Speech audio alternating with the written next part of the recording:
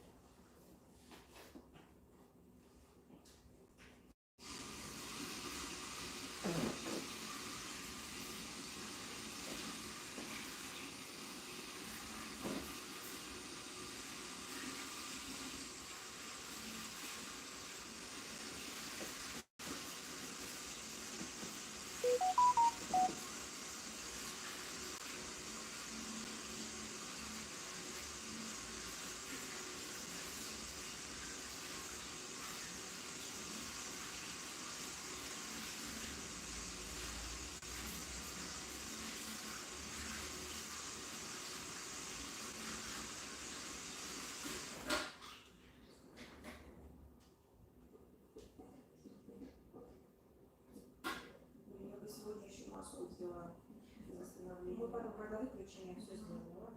Чтобы может быть стресс не оставалось.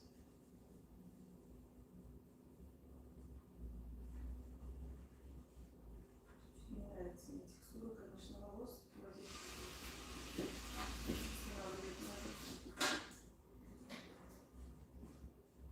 Нету такого блеска. Не лоснятся, как мои волосы, как раньше. И береженные сейчас. Ну, мы же еще прятки сделали. Тоже чуть-чуть подсушивают. Хоть и краска все равно. Мы же сыграли по цвету. Еще, знаешь, у меня вопрос. Я покупала краску эту. Есть 8.0, а есть 8.00.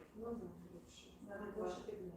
Слушай, по палитре, которая предложена, вообще разница большая. Я испугалась, я взяла 8.0. Ну, там меньше пигмента, но если закрашивать. Ну, продавец-консультант сказала, что 8.00 лучше для стены, для закрашивания. Ну, я по цвету просто, когда смотрела, я прям спрошу. Ну, ладно. Это один и тот же уровень, просто пигмента в 0,0 содержится больше. Седину закрашивать, естественно, лучше.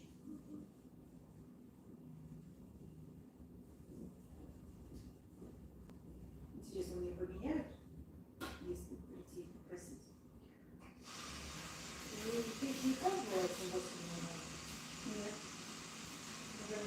Ну, нет, конечно, не всегда. Просто да, если она будет закрашивать, я даже не боюсь. Сразу же. Я беру сразу 2 грамма. Но у меня 8 лет, я Понятно, под анализ себя, нет, я делает скорее больше. нет, у меня после краски, которую накрасила, у меня это был клей, а просто выпрямляет значение. А здесь цифровой. Второй клей.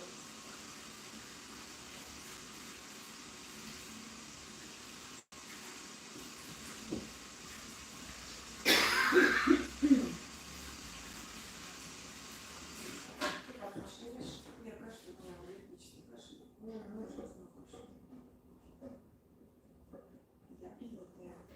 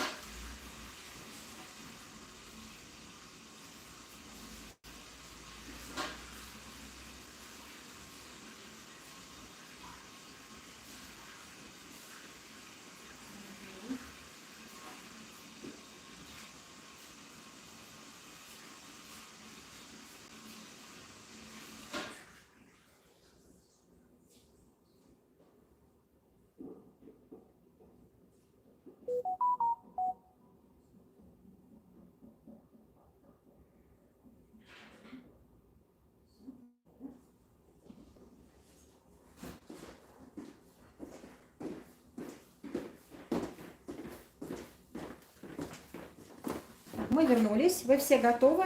Приступаем.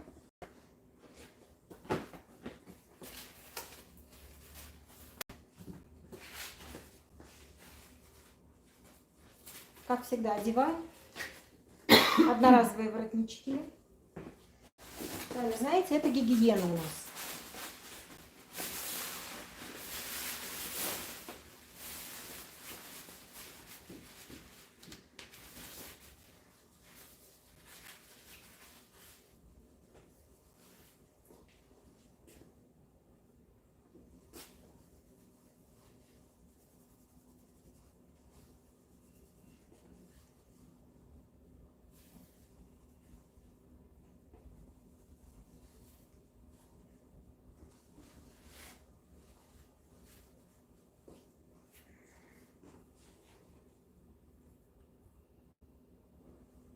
Так.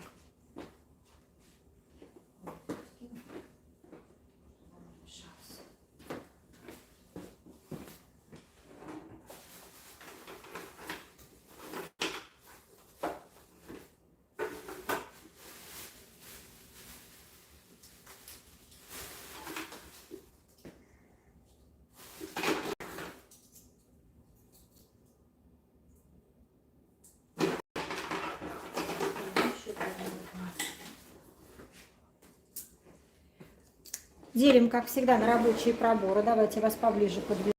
Будете смотреть. Так, на центральный.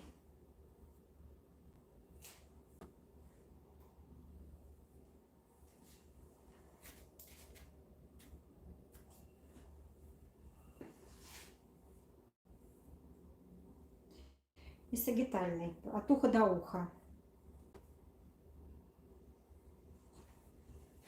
Как всегда, через наивысшую точку головы. Наверное, надо наушники одеть. Так, меня слышно? Напишите, пожалуйста, слышно или нет. Или наушники одеть.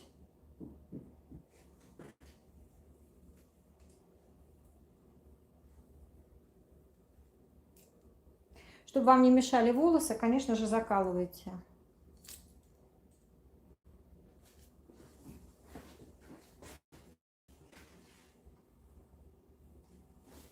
Да, привет, девчонки. Сейчас я, посмотрю, слышно, отлично, да?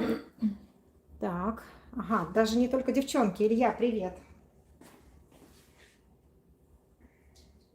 Куда это щетки делала? Спрятались у меня.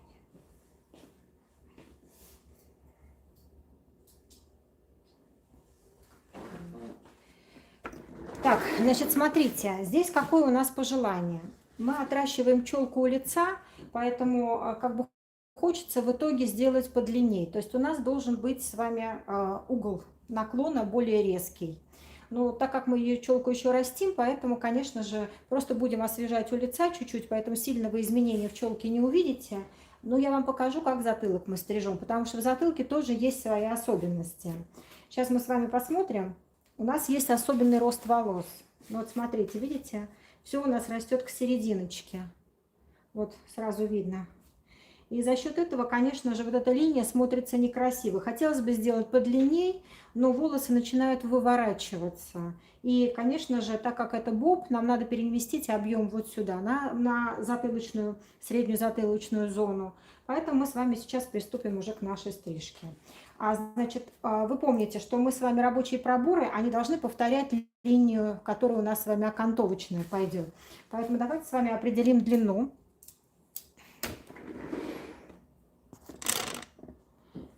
Для этого что нужно сделать? Нужно вам взять самую длинную часть, да, у лица и посмотреть, как будет это идти.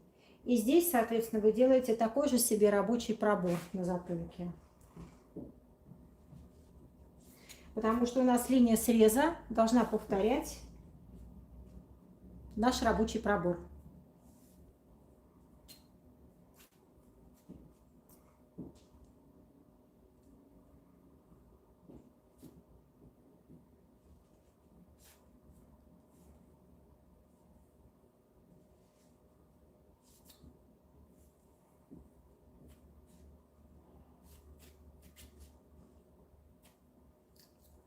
Также закалывайте, чтобы не мешало вам ничего в работе.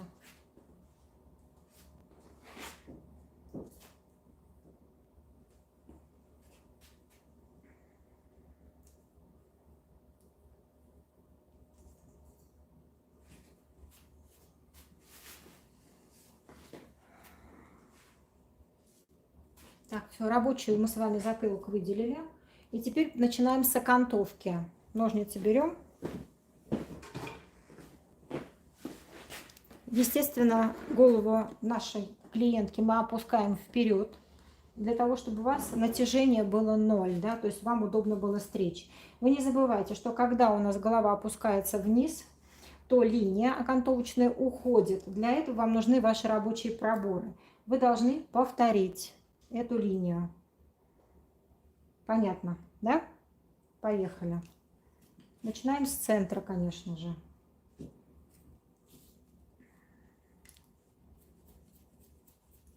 Делайте небольшое окошечко по центру. И дальше мы с вами будем уже работать, повторяя наш проборчик. Так, видно? Так, давайте чуть-чуть подведу поближе, вот так. Делаем наши линии с одной стороны, также с другой стороны.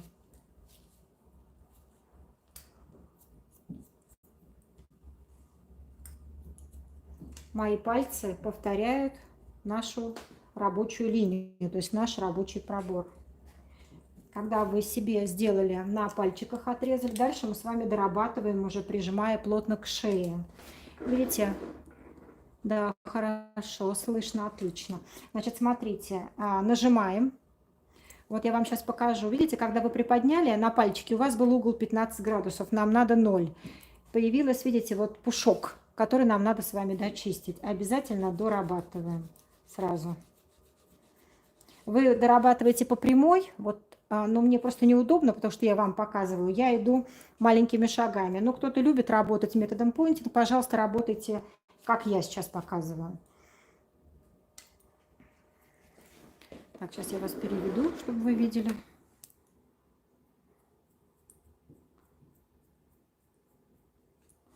У нас линия должна повторять наш пробор.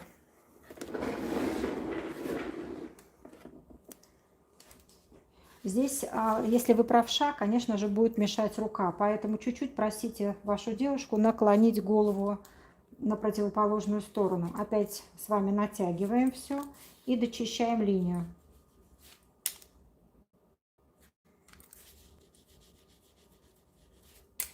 После того, когда вы ее дочистили, возвращаете голову так, в нужное положение. И проверяем лево-право. Обязательно проверяем. У нас с вами все должно совпасть. То есть должно быть слева и справа одной длины. Так, не вижу, что пишете. Сейчас посмотрю. Спасибо.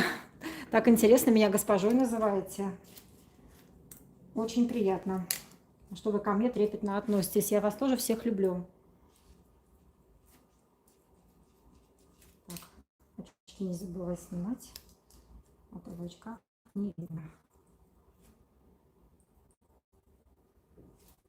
Так, и теперь продолжаем уже наш следующий блок. Также делите линии. У вас рабочие проборы параллельные.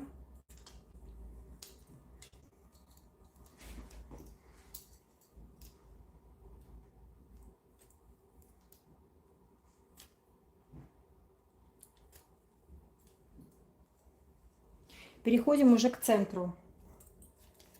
Показываю вам. Перехожу к центру. Беру пробор по центру.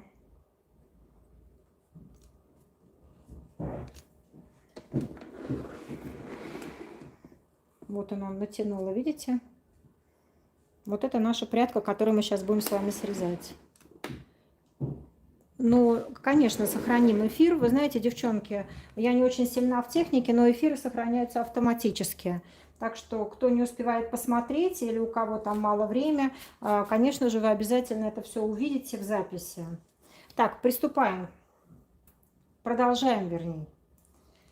Выделили по центру наш пробор. И дальше, так как у нас с вами боб, а это значит градуированная форма, мы с вами должны создать угол 45 градусов. Создаем. Вот это вот наш угол, который вы видите, 45 градусов. Здесь мы с вами продолжаем стрижку.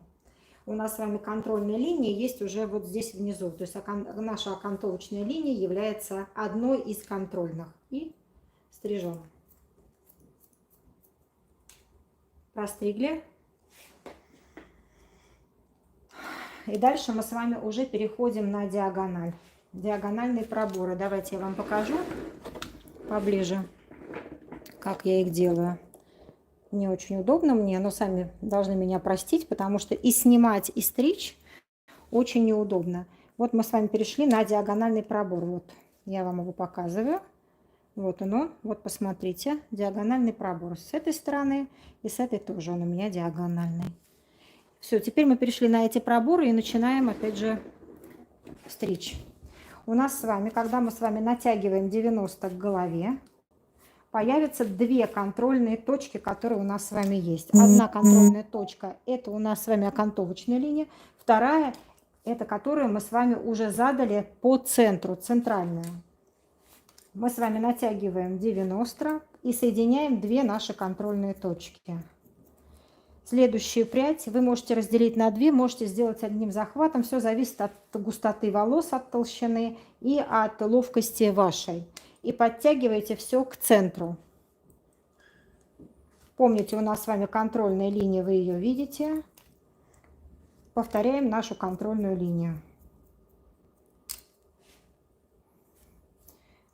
Все, здесь мы отпустили. Если приглядеться, то уже начинается наша линия среза. Эта линия среза будет повторять наш рабочий пробор.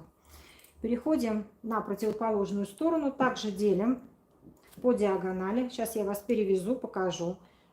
Вот я натянула, и сейчас мы с вами дальше будем работать. Так, мне надо не перевести, а мне надо повернуть. Я помню, что у меня же там зарядка стоит. Так что сейчас голова закружится, Наташа. Будьте бери. И каруселя сразу, все сразу будет. Так, берем прядь. Также по диагонали натянули. Две контрольные у нас есть. Мы с вами соединяем их. Подтягиваем, помните, к центру. Тонь, сделай кофейку себе, ты же помнишь как. Да. Подтягивайте все к центру. Только там сначала включи кнопку включения. Да, я все сделаю. Ага. Причесываем. Обязательно проверка после этого. Мы с вами поднимаем волосы и проверяем нашу линию. Так, вам там, наверное, не видно, да? Сейчас давайте я вам покажу. Сейчас я разверну тогда. Вот мы когда с вами поднимаем на расчесочку, у нас линия должна быть ровной. Даже немножко удлинение будет к концам, потому что вы помните, у нас удлинение идет к лицу. Мы натягиваем все. Вы ищете соединение между линиями обязательно. То есть не поднимайте выше, чтобы не зарезать, иначе у нас меняется угол с вами. Давайте я вам покажу, как сбоку это выглядит, наше натяжение. Вот смотрите. Да, качество видео плохое. Что мне надо сделать? Качество видео плохое, девчонки пишут. Так, секунду, сейчас попробую протереть тряпочкой. Сейчас.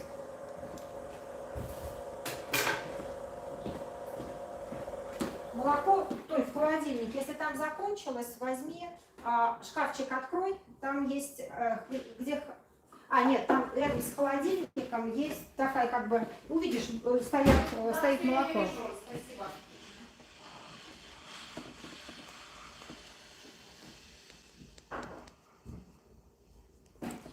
Так, я чуть-чуть протерла. Скажите, лучше видно? Напишите.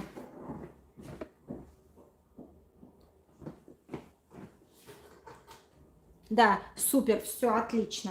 Значит, давайте я вам покажу еще раз сбоку. Вот сбоку вы натягиваете. Естественно, вы не должны выходить и поднимать волосы выше вашей линии, которая у вас верхняя. Верхняя это и есть контрольная. Мы с вами натягиваем. Вы можете методом pointing. Так, давайте я разверну. нет четкости, все расплывается. Я не знаю тогда, что мне сделать.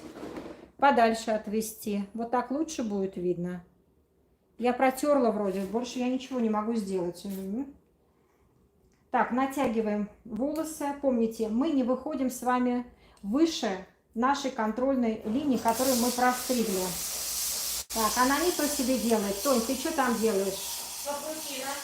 А он не делается. Откуда капучино? Там молока нет. Там взбивают сама кружки. А, взбиваешь сама? Да. Ну, молодец. Я не умею. Научу сейчас. Да. Так, вот смотрите, что у нас получилось, когда мы с вами срезали. Сейчас я вам подвигаю волосы, чтобы вы видели. Вот у нас, видите, пошла линия на удлинение. Вот такая. Переходим уже к следующему блоку.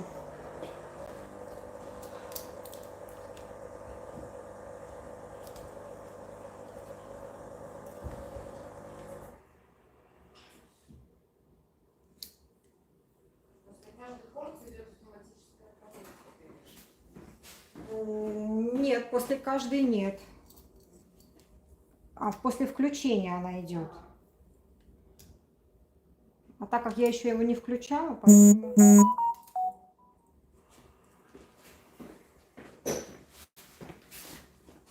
Также продолжаем с центра нашу стрижку. Выделяете по центру прядь. Как всегда у нас натяжение 90 в голове. Срез будет у нас под 45. Теперь я вам... Ой, я совсем вам загородила. Все, извините. Давайте снова показываю. Значит, срез под 45. Смотрите, мы с вами простригли линию. Видно? Сейчас я вам покажу. Вот она у нас, видите? Вот она у нас линия, которую мы с вами уже подстригли. Вот она идет. Все закрыто. Нет, я уже отошла. Все, теперь вы все видите. Видите, вот она линия. Мы с вами ее простригли. Теперь мы с вами должны не делать новую линию, а постараться ее повторить. То есть вы опять же натягиваете прядь и с вами ставим пальчики вдоль линии, которую мы с вами простригли. И вводим наш следующий блок, нашу следующую прядь в нашу линию. Видите, она вошла. Наша прядь вошла в нашу линию. Опять переходим с вами на диагональ. Из центра по диагонали тоже берем нашу контрольную. Подтягиваем. У нас с вами вот эта наша центральная середина, вот эта контрольная прядь, она перпендикулярно голове стоит. И мы, соответственно, по диагонали подтягиваем все к ней. Видите, как хорошо видно наша контрольная сверху, и вот она наша контрольная внизу. Если вы правильно натянули, вот у вас прекрасно видна линия, которая у вас уже прострижена. И мы все подводим к нашей диагонали, которую вы только что взяли. Все, простригаете, отпустили. Видите, у нас хвостик удлиняется, мы его с вами не укорачиваем. То же самое мы переходим направо. Также мы перешли с вами в диагональ. Взяли. Там вот видно. С вами соединяем. И подтягиваем все пряди, опять же, с правой стороны к центру. Давайте я вас переверну опять, чтобы вы видели.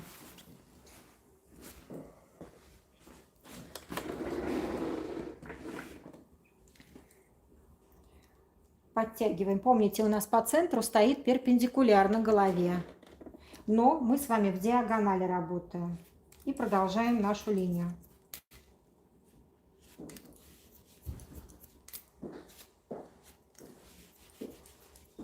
Простригли. Не забывайте обязательно проверять. Так. Угу. Проверяем, опять же, поднимаем все наверх, проверяем, чтобы все было у вас красиво и ровно.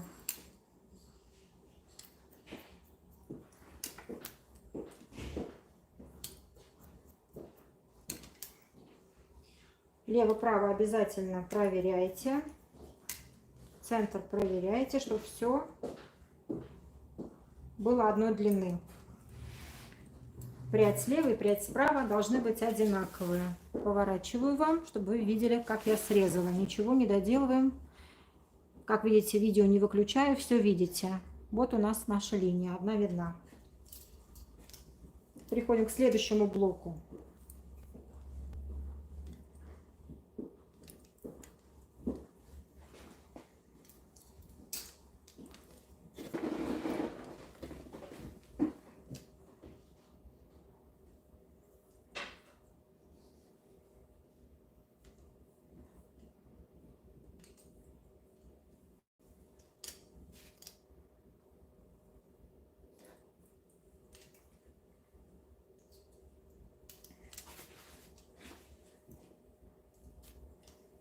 Также посередине, по центру берете прядь.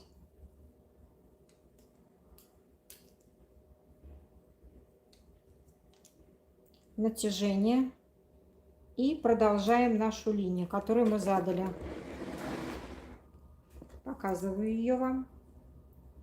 Линия, видите, какая уже длинная пошла. Ставим пальчики на линию и встригаем нашу прядь. Перешли в диагональ. Помните, здесь делим нашу контрольную прядь на пополам, да? То есть берем только верхнюю часть, ушли в диагональ. Показываю вам. Ушла в диагональ. И взяла уже прядь, которую я должна стричь. Натягиваю. Помните, 90 у меня стоит наша контрольная, которую мы с вами простригли. Только после этого вы можете встригать уже и продолжать линию. И попрядно подтягиваете.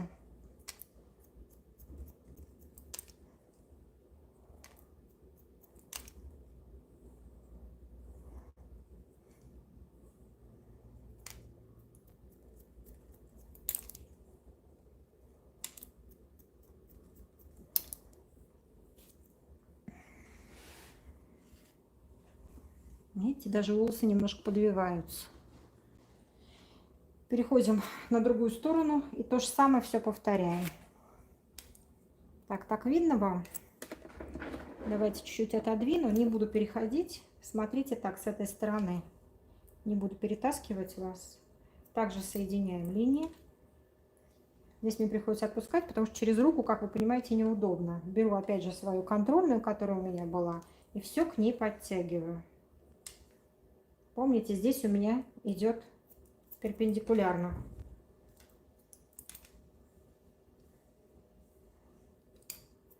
Продолжаем стрижку.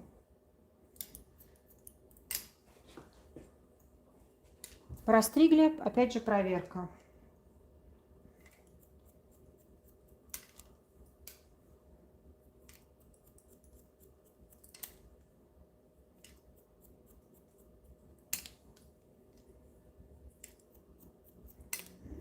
Я делаю это методом поинтинг, потому что я сразу смягчаю линию. Обязательно проверяем лево-право.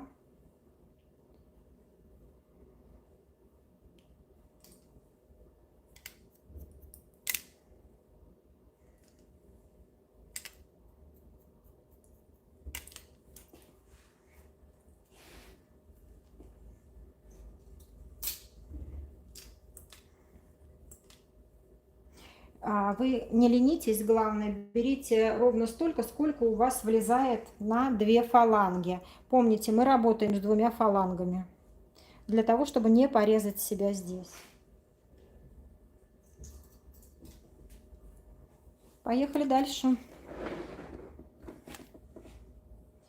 Затылок мы постригаем именно так, как я вам показывала, и каждая прядь у нас повторяется. Каждый блок мы стрижем ровно так же. Мы с вами продолжаем линию, которую мы задали внизу. Линия задана, вот она, видите. Я буду продолжать дальше.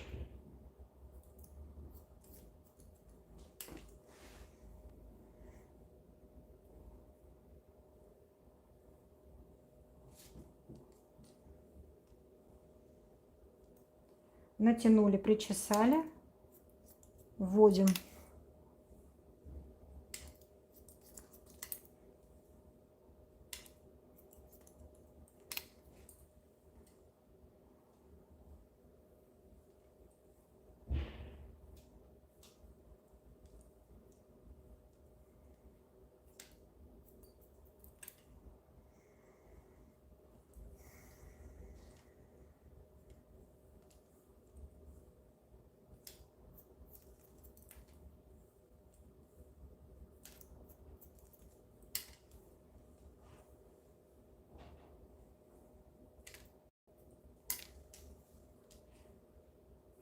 себе не изменяем, обязательно делаем проверку.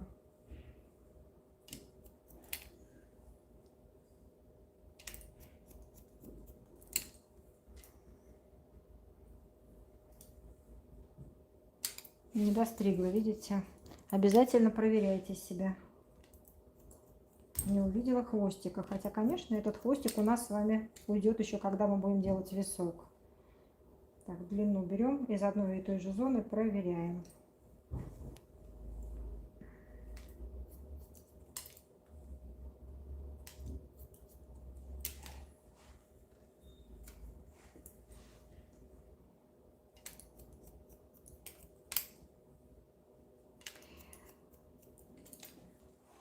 Значит, помните, я вам еще рассказывала, что если мы с вами стрижем диагональкой в одну сторону, проверку мы делаем также еще в другую сторону.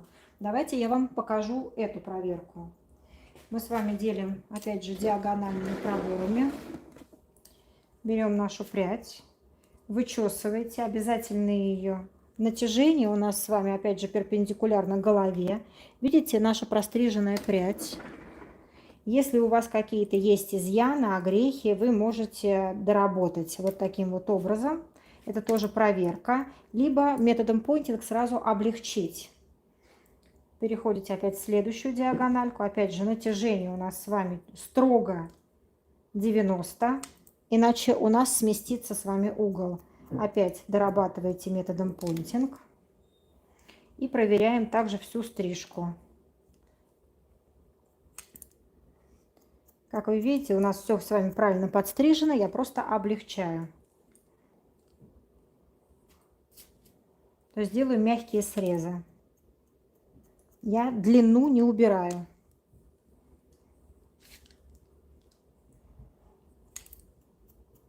Если вы правильно будете вычесывать, у вас сразу же будет видна ваша линия, которую вы должны были задать правильно. С этой стороны также. Убираем и начинаем. Сейчас я перейду с той стороны. Также опять натягиваем с вами перпендикулярно голове. И наша линия с вами появилась. Давайте я чуть-чуть продвину вас, чтобы я могла подойти. Вот она наша линия. Опять же, все очень красиво и идеально. Видите? Опять же, четко перпендикулярно держите ножницы, чтобы не зарезать длину, а просто всего лишь смягчить край. Причесывайте. Поехали.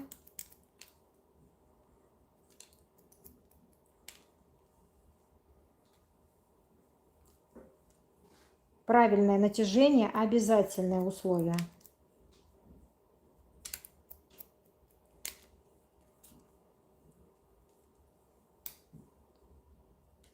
Здесь мне неудобно, придется еще подвинуть. Ой, тихо. А то я не могу подойти.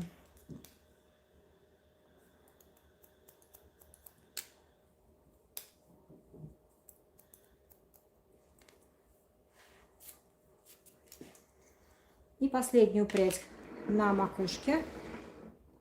Так.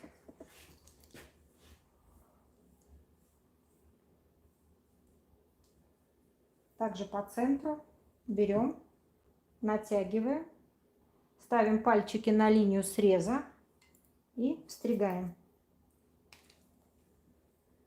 Вот уже появилась, видите, линия. Переходим на диагональ. Так, видно? Видно. Сейчас, секунду подальше. Никого пускать не будем. Кто-то к нам долбится. Так, секунду. Что-то тут машина. Ага.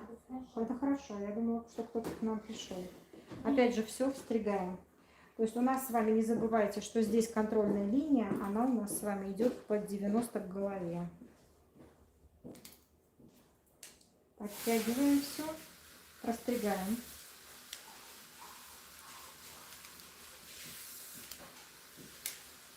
Также противоположную сторону.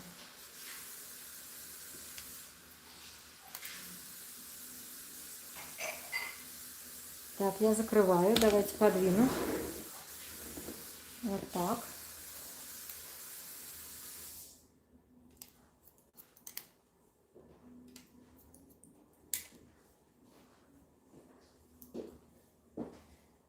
Опять же проверяем.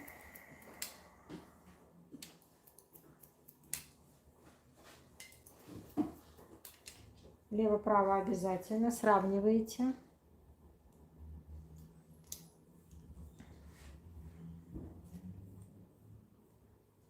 Вот уже линия, какая у нас с вами видна, она получилась. Давайте посмотрим сбоку, как это выглядит. Раскидаем чуть-чуть волосы, потому что причесали. Видите, появился у нас с вами угол, как мы и хотели.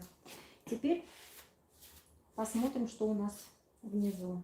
Видите, внизу у нас тоже продолжение нашей с вами линии идет. Теперь переходим на висок.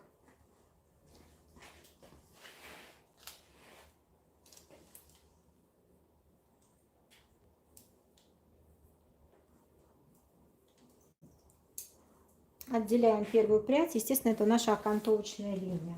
Только вы не забывайте, здесь зона у нас уже прострижена. Поэтому вы продолжаете на затылочную зону пробор рабочий свой. Потому что мы дальше с вами стрижем. Помните, мы хотим удлинение к лицу. Поэтому мы с вами все подтягиваем назад. И вводим в нашу уже с вами заданную контрольную, которая окантовочную линию.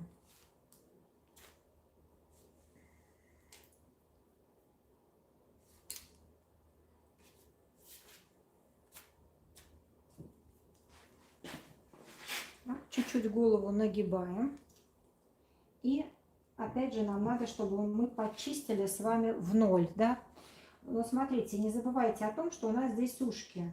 У некоторых вот такие, вот у нас идеальные ушки, а у некоторых торчат. Вы поэтому не забывайте, что мы с вами чуть-чуть как бы дадим мягкость пряди, потому что в сухом виде, вы помните, оно будет опять ровненько. И доделываем нашу линию, дорабатываем красиво на удлинение.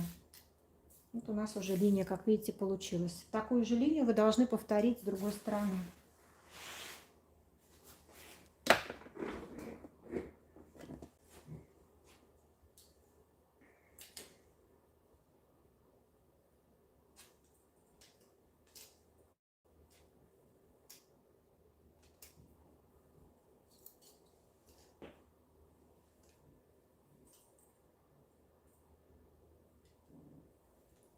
Продолжаем также ее на затылок, для того, чтобы мы с вами не зарезали, если у вас там какие-то пряди длиннее. Нам это не надо. Нагибайте. Ищем нашу линию, которую мы с вами задали, окантовочную. Подтягиваем все к нашей окантовочной линии.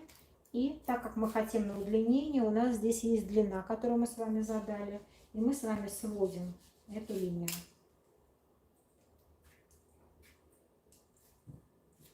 После этого мы с вами, помните, делаем ушко над ушком немного мягко. И выравниваем нашу линию, чтобы она шла на удлинение. Вот давайте посмотрим. Вот она у нас получилась. После этого мы с вами проверяем лево-право. Обязательно проверяйте длину. У лица все хорошо. И не забывайте, что тоже нам надо на затылке проверить, чтобы тоже все было одинаково. Лево-право. Попробуй больше, да? А то я не вижу тебя. Так, на мой взгляд, вот здесь надо еще чуть-чуть. Вы только обязательно контролируйте, чтобы ваша девушка держала голову ровно.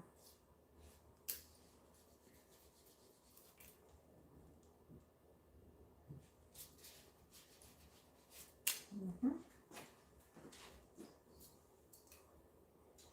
И весь висок таким же макаром мы с вами простригаем. Также продлеваете на затылочную зону. И вы сразу же будете видеть свою контрольную, которая у вас уже там есть. Мы с вами продолжаем. У нас контрольная линия одна, точка, контрольная точка одна, контрольная точка другая. Давайте я поближе вам покажу. Вот, смотрите. Видите, две контрольные точки. Одна контрольная точка, и вот она вторая, которую мы с вами простригли. И мы с вами эти две контрольные точки соединяем.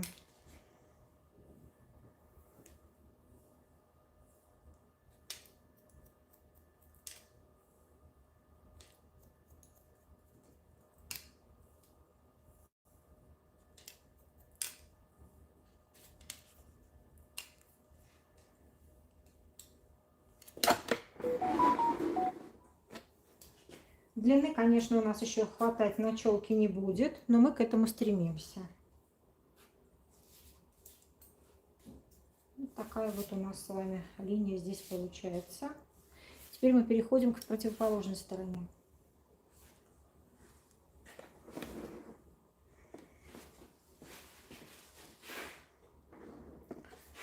Так, закружила, закружила.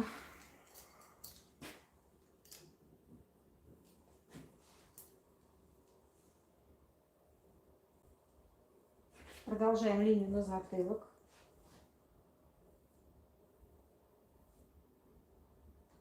Подтягиваем. Контрольные видите. И начинаем соединять наши контрольные точки.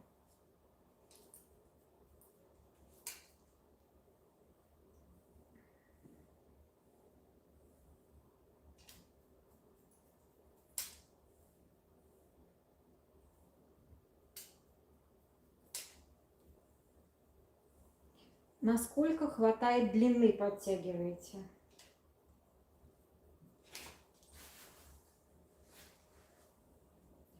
И теперь по центру тоже берем и в нашу линию, которую мы с вами создали на затылке, вводим. Для того, чтобы у нас ничего не выбивалось. Если будет зачесано либо налево, либо направо, либо назад, все у нас должно смотреться красиво. Это не креативное каре, это классическое боб-каре, поэтому у нас все зоны должны быть соединены. Как всегда, проверку делаем.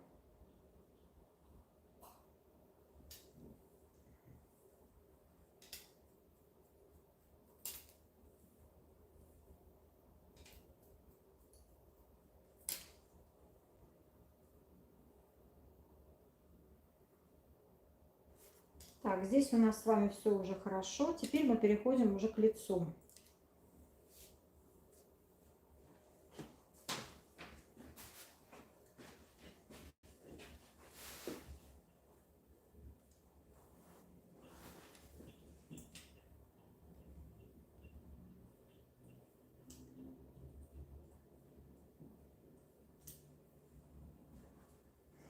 Так как мы с вами отращиваем челку, как мы договорились, мы с вами будем освежать практически вот только сухие, где-то 1-2 миллиметра, не больше, для того, чтобы она продолжала расти.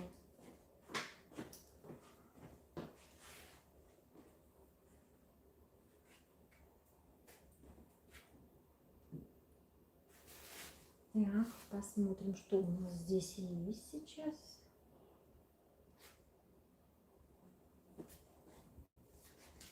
Длина у нас задана. Ну и все, чуть-чуть проходим прям по самому краешку и вводим в нашу длину, не укорачивая. Давайте я чуть-чуть переверну, чтобы вам меня видно было. Видно, да? Все хорошо. Натягиваете и проходим чуть-чуть по кончикам. Как мы говорили с вами, 1-2 миллиметра. Длину видите, соединяете с длиной.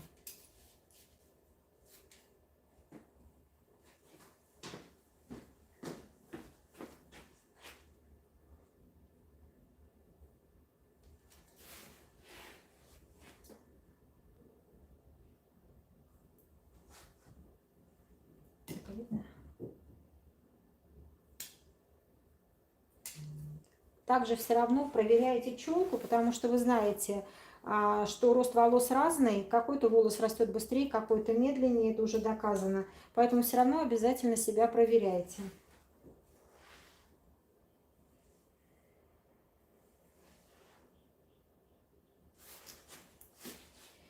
И все мы с вами вводим настолько, насколько хватает у нас длины.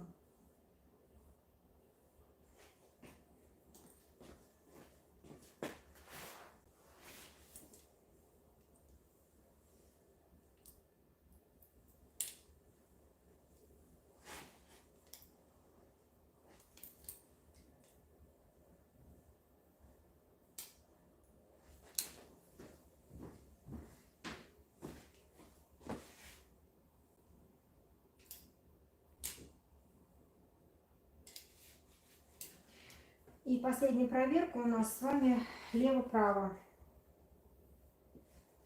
Я знаю, что здесь у нас с вами боб, я знаю, что у нас с вами здесь разная длина, но на всякий случай, так как у нас с вами все-таки у лица есть длина еще ушек, вы никогда не можете разделить и ровно постричь по центру. Всегда не поленитесь, проверяйте, перекидывайте налево-направо через глубокий пробор. Вам это не составит труда, но зато вы себя 100% будете контролировать.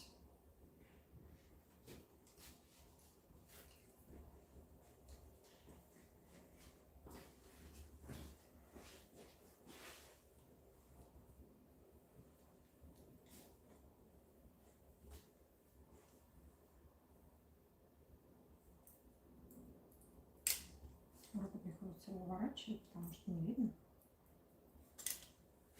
Проверили.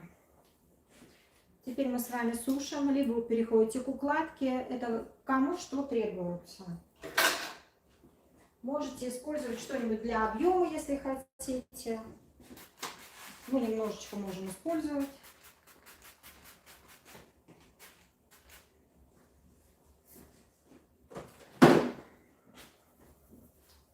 Хорошо распределите, если вы что-то используете по длине, на корнях по длине.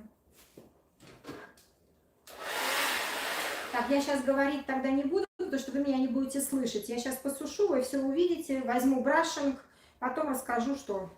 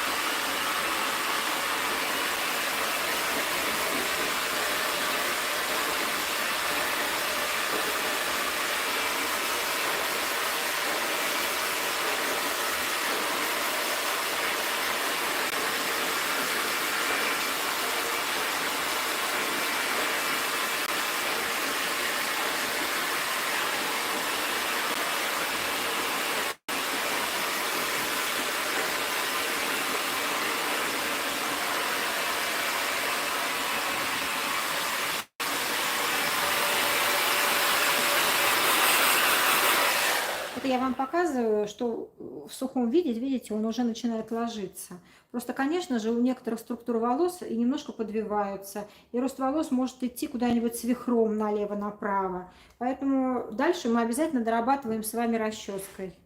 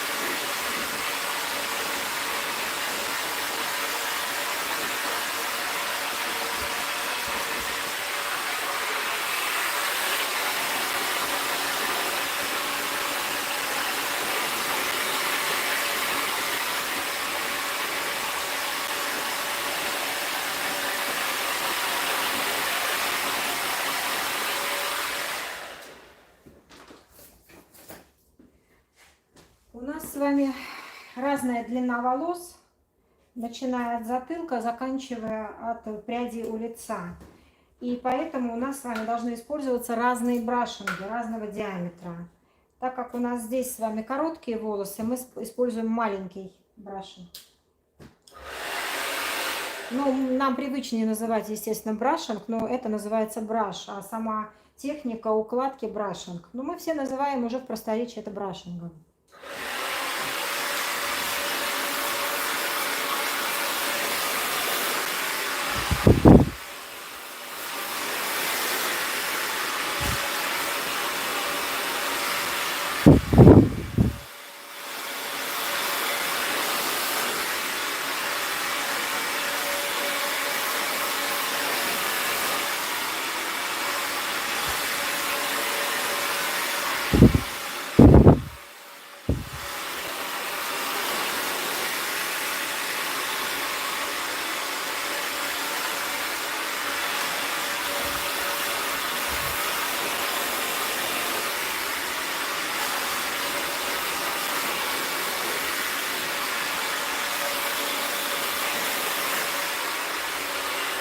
Вот обратите внимание, на что я говорила про вихры. Видите, волос стремится в одну сторону, то есть вот он реально ложится в одну сторону.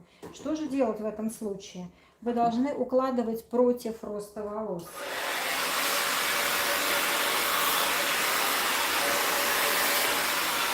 Против роста. И тогда он будет ложиться вниз.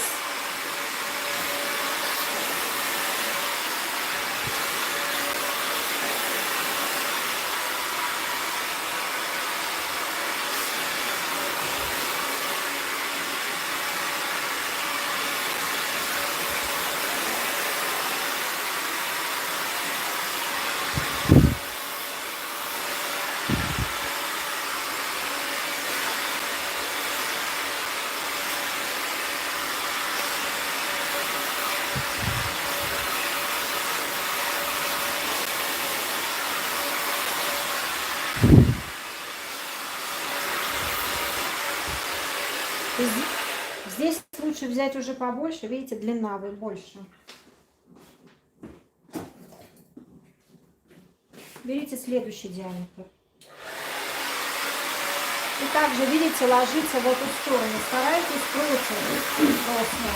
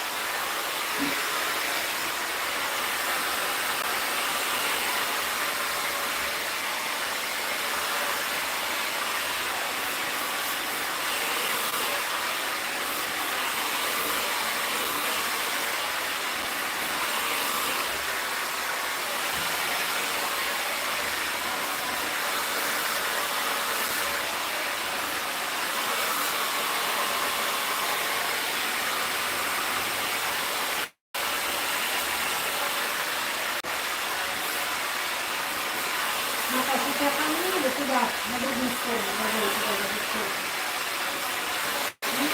Сюда, ко мне, да? Угу. Сама водой. Ой, как лягут.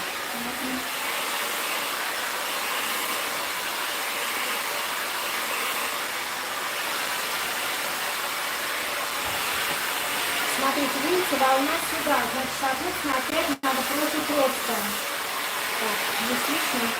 Видели, волна ложится сюда. Значит, соответственно, опять надо брать против роста. Можете взять побольше, давайте попробуем.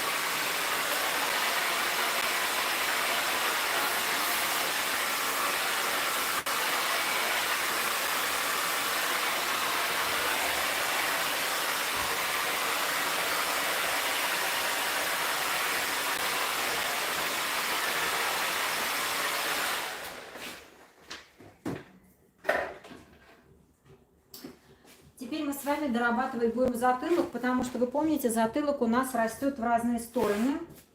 Поэтому нам надо, чтобы он в итоге красиво потом ложился. Но вот сейчас, видите, я посушила, как я вам говорила, против шерстки. Он тоже неплохо ложится. Но в домашних условиях очень тяжело все равно самостоятельно справиться. Поэтому давайте с вами его доработаем. У нас с вами поинтинг на расческу. Поднимаем. И перпендикулярно, не зарезая длину, делаем филировку.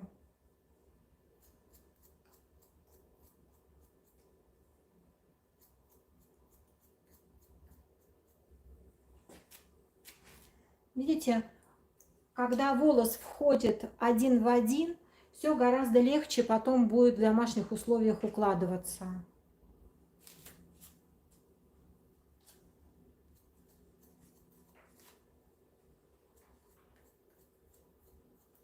Вы не торопитесь, к этой процедуре подходите очень внимательно, потому что если вы будете резать именно под углом, не перпендикулярно, вот так, надо обязательно делать перпендикулярно.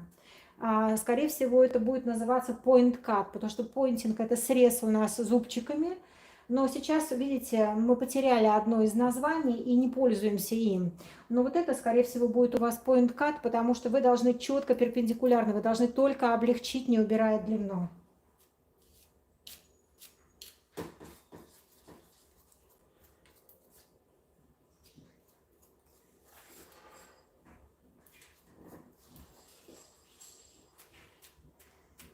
Видите, как красиво получается.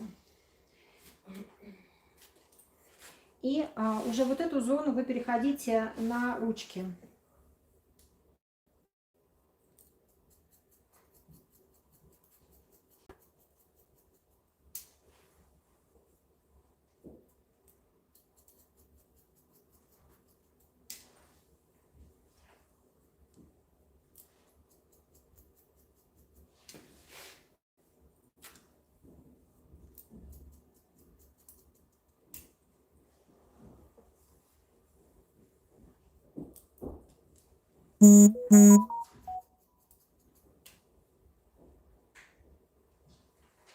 Подтягивайте от лица прядь к затылку.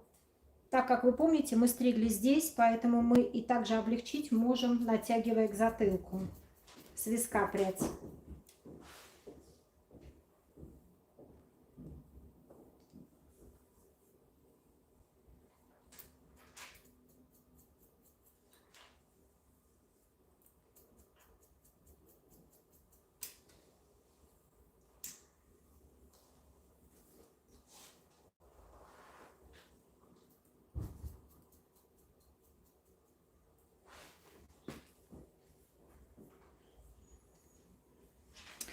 Вы еще, когда будете проверку делать, вы обязательно используйте свои тактильные ощущения, потому что если вы прорабатываете, то главное сделать так, чтобы объем был тоже равномерный.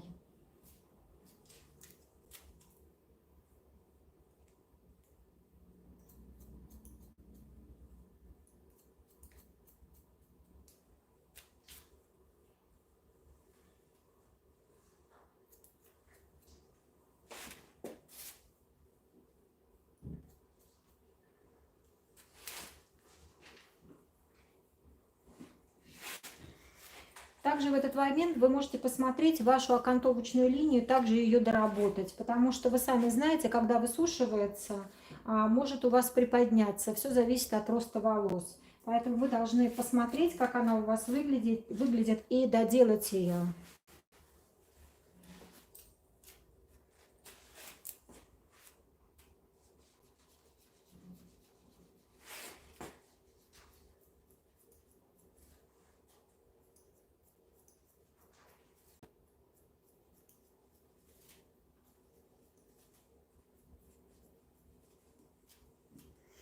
Вы помните, я вам показывала, эта сторона у нас чуть-чуть приподнимается в сухом виде.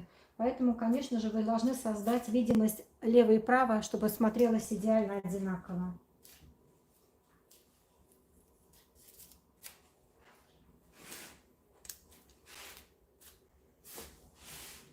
Ну вот, смотрите, как у нас сейчас с вами получилось. Так как мы с вами уже стрижку закончили, проработали, мелких волос осталось очень много. Поэтому не забывайте, пожалуйста, все в конце, финиш, сдуть. Я сейчас тоже беру фен, поэтому я замолкаю, меня будет не слышно.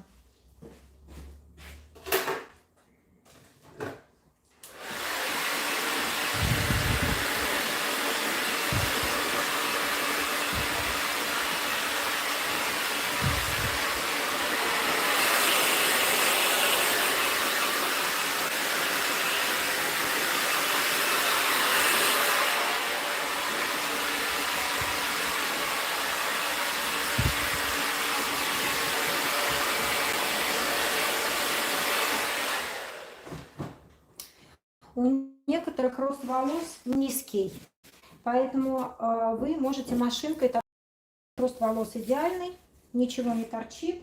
Модель у нас очень красивая. Значит, смотрите еще. Как тебе, кстати, в кудряшках? Хорошо. Значит, вот смотрите, это у нас с вами классическая, да, стрижка. Вот сейчас я развяжу уже ее, распакую. Вы пока полюбуйтесь, а я сейчас достану утюги. Вы увидите, как выглядит наша классическая боб-каре уже в более легкомысленном варианте, с кудряшками. Да, можешь повертеться пока перед моими девчонками. Давайте. Может, перед зеркалом, пока затылок они посмотрят. Ой. А я сейчас достану утюги.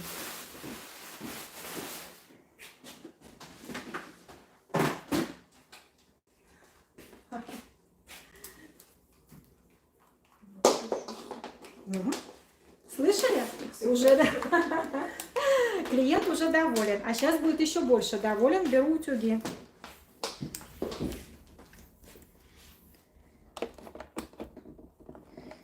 Ой, сейчас не вставляются что-то они у меня. О, вставились. Сейчас мы быстренько с вами сделаем легкий беспорядок. Так, давайте я пока почитаю, что вы мне пишете. Все закрываете? Когда? Когда я закрыла? Так, поверните немного камеру, свет попадает на нее. Так, а что попадает-то? Вот так? Наверное. Лампу не включила. А? Лампу, может быть, стоит включить. А, свет верхний, наверное. Нет четкости, все расплывается. Что ж такое? Качество видео, да. Эфир сохранится, да. Так, а что ж такое случилось, что почему у меня четкости нет? Так, ну, в общем, утюги уже нагрелись. Давайте с вами приступим. Я камеру развернула. Наверное, свет сейчас не виден, да, не бросает. Включи эту лампу. Какую Ну, тут? вот эту круглую. А южная покрывала. А, сейчас, секунду, подожди. Думаешь, лучше будет видно? Ну, да. Давай. Так, а как она включается?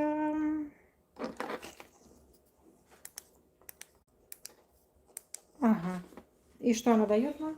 Ничего, да? Ну, вот из-за телефона прям, чтобы она светила. Угу, так вот. Так? Ну, хоть направленный луч какой-то будет. Так, ну попробуем что-то так. Так, давайте теперь с вами приступим к нашему беспорядку. Так как у нас с вами на затылке волосы короткие, да, поэтому здесь мы немножко просто разбавим и немножко загнем, не закрутим. И, соответственно, так как это беспорядок, мы с вами делать будем в разные стороны. Сейчас я, когда будут подлиннее волосы, я вам покажу тогда поподробнее, что и как я делаю. Сейчас просто я загибаю в разные стороны для того, чтобы был, видите, легкий беспорядок. Так, сейчас, секундочку. В разные стороны. Так.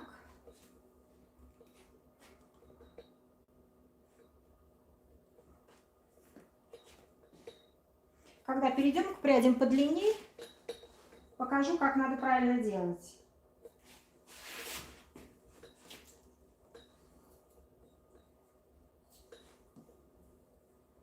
Много взяла.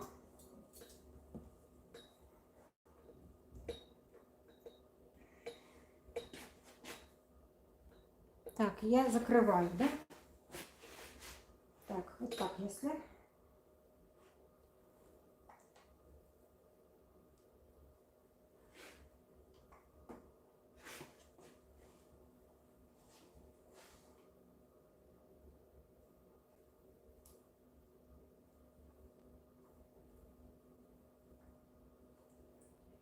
Здесь главное не делать идеальную кудряшку. У нас должен быть немного бунт на волосах.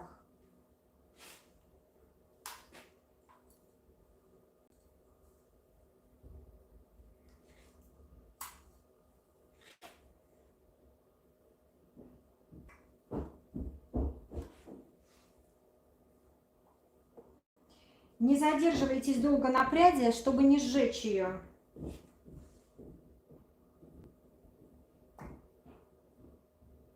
Смотрите, как растут волосы. И старайтесь все-таки это сделать с объемом.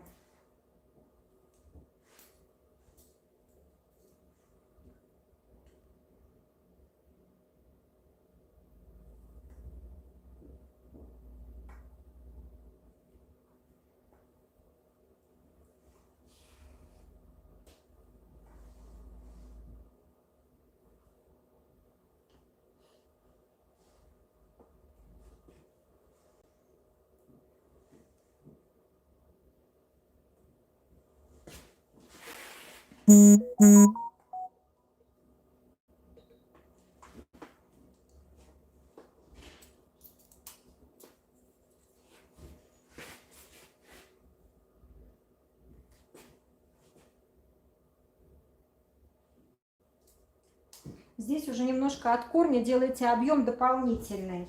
немножко прокручиваете и дальше уже накручиваете прядь саму. Но не идеально ровно. Помните, как я вам говорила? Ровно нам ничего, идеальную кудряшку не надо делать. Так, в какую бы сторону? Сейчас. Вот так.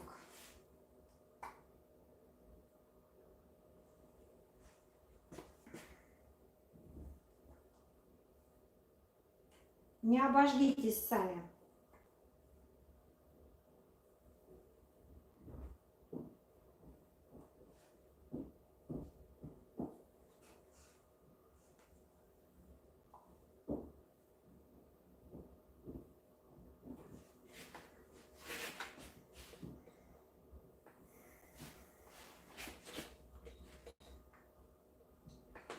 Так, смотрите, я теперь уже перешла к волосам подлиннее. Давайте я вам покажу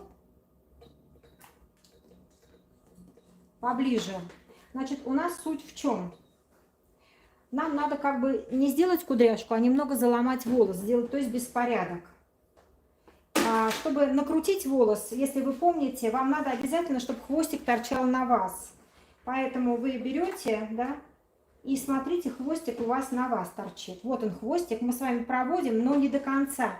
Вот эту зону, то есть кончик, я не прокручиваю. Он у нас остается с вами такой задорный, прямой. Это значит, соответственно, в эту сторону, в другую сторону, если я хочу от лица. Я подхожу и делаю от лица. Опять же, хвостик, как вы видите, на мне. Но я хвостик не докручиваю.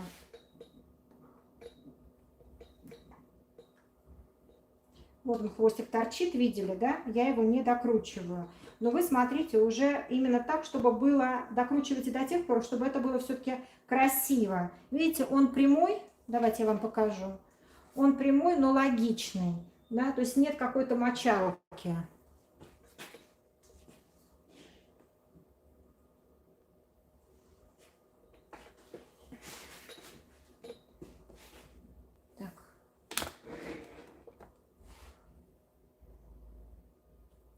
Смотрите, где вы уже накрутили, и смотрите, в какую сторону. Вот смотрите, если у нас вот здесь вот прядь, видите, накручена туда, к лицу, значит, соответственно, эту мы должны с вами накрутить от лица. Берем хвостик на себя, видите его, немножко протянули, отпустили. То есть, видите, у нас не кудряшка, а немного такой залом идет. Значит, соответственно, следующая прядь у вас идет в противоположную сторону. Взяли, прокрутили хвостик на себя, немножко довели, хвостик прямой остался.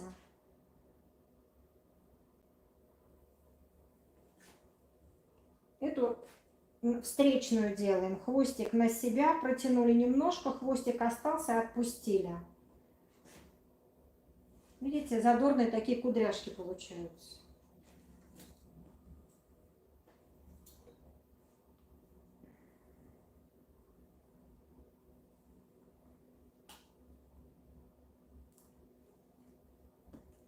Все, видите, хвостики прямые у меня.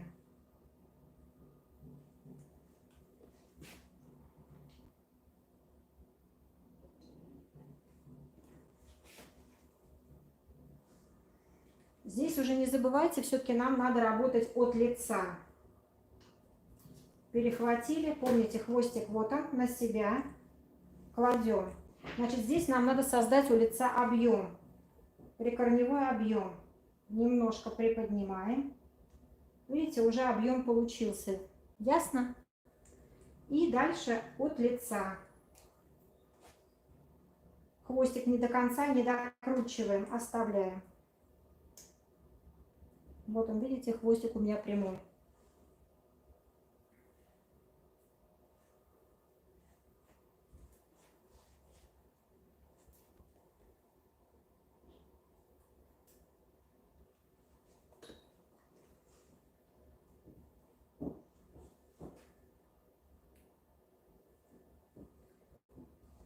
Так, видно? Давайте подверну. Опять же, немного прикорневого объема. От корешка подняли. Видите, уже стоит все. Объем есть. И от лица накручиваем.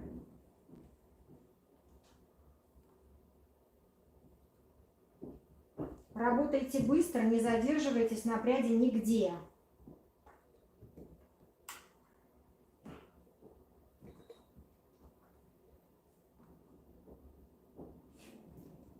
Для того, чтобы не сжечь волосы. Так, это куда у меня? Это еще вот сюда, да? Нет, это вот здесь уже. Вот так. Еще одна осталась у лица, сейчас мы ее сделаем.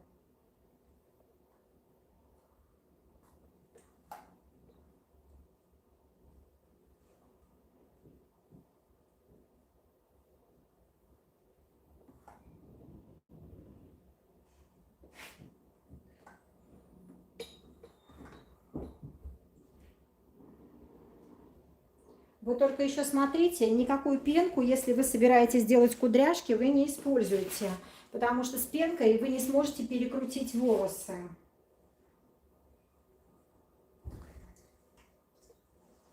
Только жидкость для объема? Да, для объема можно, да. Либо чистые волосы, а потом фиксируете.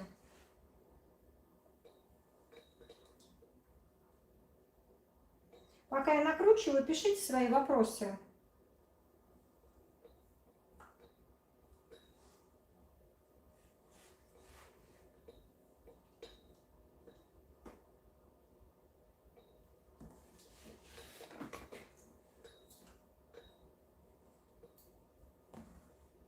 Ты открой вопросы, я тебе буду читать.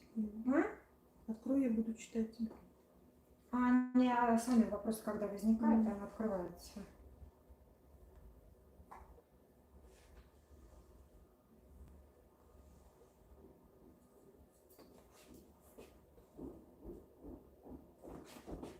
Мне захотелось попробовать стричь. Да ты что, всего сейчас прям захотелось? Ну, я прослушала, мне все понятно. Девчонки, видите, в нашем полку прибыла. Ты изменишь свои специальности. Кстати, рекомендую. Она прекрасно делает татуаж.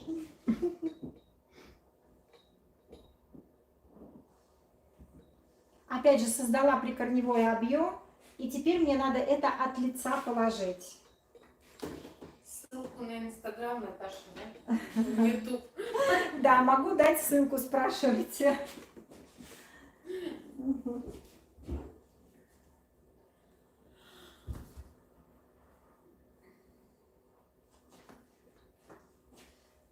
Так, здесь мы с вами уже быстренько накрутили. Это занимает буквально, так как я просто не торопилась, да, занимает буквально там 10 минут и все.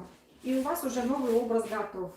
Также вы делаете руками, все разбиваете, для того, чтобы были все локоны живые. Вы можете добавить соль, они тогда будут более структурные. Либо уже фиксировать лаком. Все зависит от пожелания вашей клиентки. Вот смотрите, какой живой образ у нас с вами получился.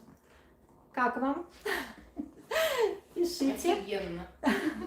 Видите, смотрящие у нас оценили. Давайте пишите, смотрите, что у нас вышло. Это вот у нас Наташа. Напоминаю вам, наша модель, спасибо ей большое, что она дала нам возможность увидеть эту стрижку. Показываю вам еще раз затылок и переходим к следующей модели. Так, ну потряси головой, поверти руками, там потрогай. Вот так все это у нас выглядит, все очень живенько. Видите? Вот, наша куколка готова. Все, с ней прощаемся. Теперь у нас на подходе Антонина. Знакомьтесь. Всем привет. Наша Тонечка. Значит, здесь у нас с вами, как вы уже догадались, тоже очень интересная стрижка. Вы просили, мы вам ее покажем. Это асимметричная стрижка. Давайте посмотрим, как у нас с вами выглядит затылок. Все обросло, видите, ни к чему не готовились. Все для вас, вот со всех сторон. Сейчас мы вас покинем, мы идем мыть и вернемся буквально через 5 минут. И могу, если хотите, вас направить вдаль, вон там я буду мыть. Ждите. Так, ты лапу хочешь или побрызгайся? Возьми. Слушай, прям... Нет, Вся очень боль. даже через экран я смотрю, прям А, реально вообще. бомба были Да, да, получилась. я Правда? такая, Ничего, вообще. бомба. Класс. Ну, уже прикладывать, сейчас я тебе подговорю, что, хорошо? Видишь, я же ничего не слышала. Ладно, а там вот, где я брала. А, вижу. Иди, да. Ага.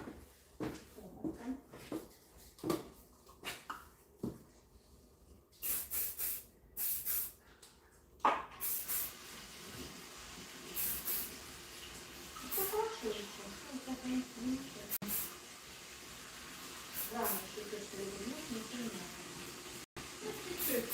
Нет, я не люблю это. Пару. Ой, Ой, пока пока тоже хорошо, нет, мне не нравится. ну, это вот легкое, то, что нужно. Вот ты знаешь, если могу честно сказать, если ты захочешь повыше пивом, ну, просто еще пойдет повыше на дом. И такая же опять растяжечка будет. И сейчас у нас настолько перемешалось, видишь, все, что и коллеги не видно. Да, Вообще, нет. это легкое нивелирование. Ну, как раз это растёт на следующий раз, да, и можно будет обновить.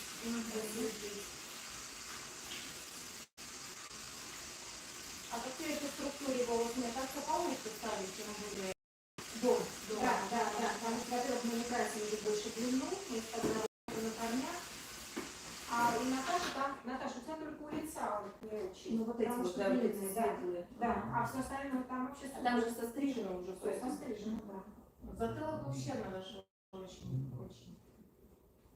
Ты вот попробуй, ты, видишь, Живой. ты сама почувствовала, когда я тебе делала, я тебе вообще не трогала укладку.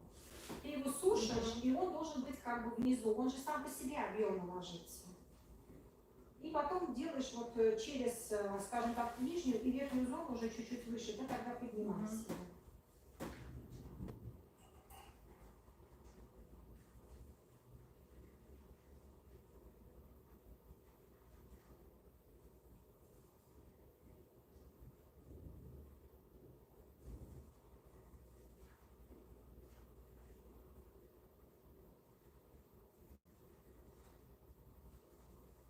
Сегодня я смотрю на воду, у нас много там.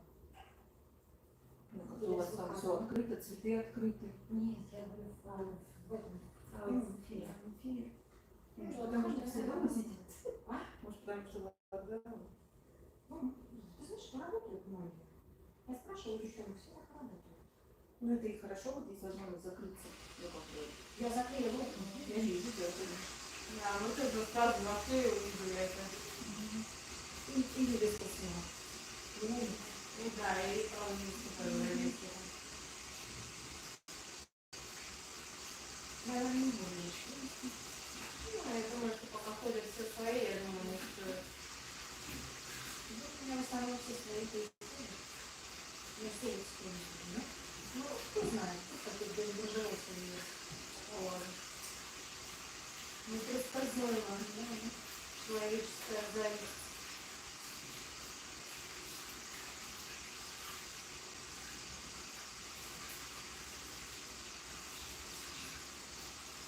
Ну, эта клиентка была там, ну, может, полгода назад, она специально была. И она, значит, стала мне какую-то фигню присылать. Я попросила ее, не могу мне присылать эту информацию. Она меня понимает, я заблокировала слова. А что стало рисовать? Картинки какие-то. Ну, вот так, она антиковидница, там на каком-то движении, видать, состоит, фиг его знает, и это меня заваливает. Я молчу, ну сколько же можно, у меня телефон привязан, всю эту информацию. Видишь, что я не реагирую на это, но все равно. Ну, сразу заблокировать, и все, не писать ничего, не просить. Ну, вроде неудобно.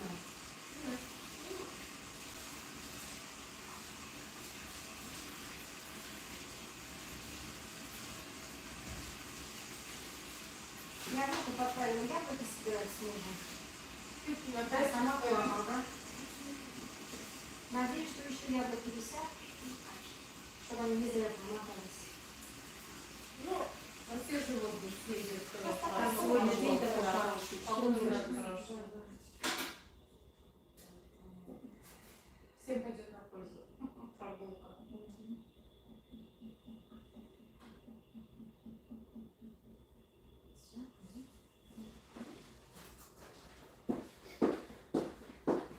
какой зеленый цвет у нее красивый. Затем, ага, я люблю зеленый. Всем привет! Снова мы здесь, вернулись.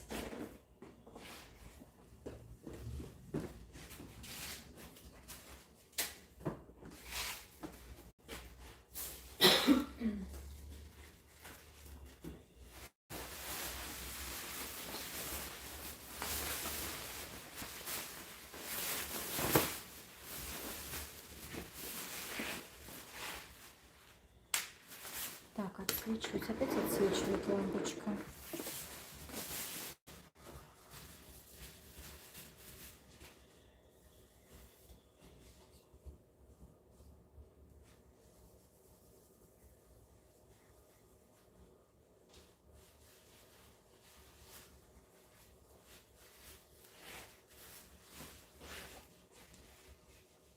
Держи тут листочек.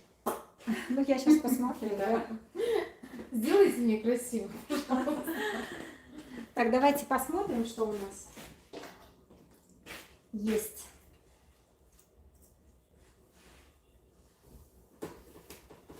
Достаточно длинная челка, видите, асимметричная, но короткий височек, видите.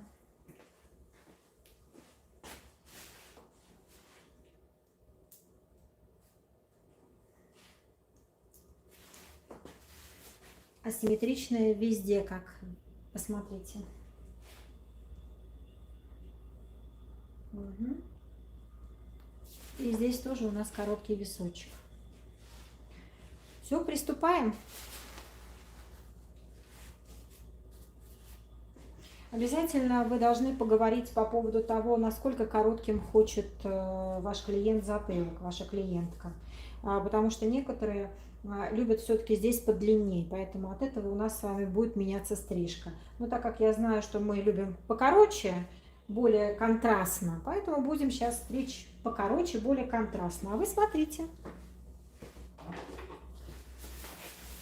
Так, вы, конечно же, так как у нас с вами все-таки есть длинная челка, вы, конечно же, в первую очередь должны ее убрать, чтобы она вам не мешалась.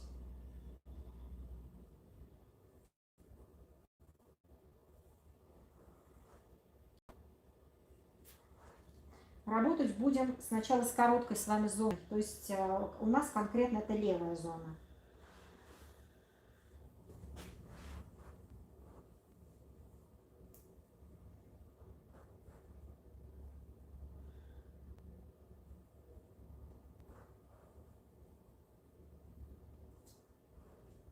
Убирайте. Вот, я убрала. И приступаем с вами к стрижке.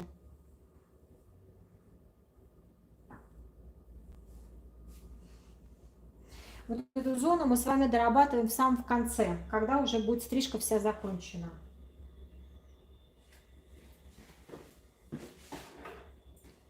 Сейчас нам надо создать с вами линию. Сейчас я вам покажу какую.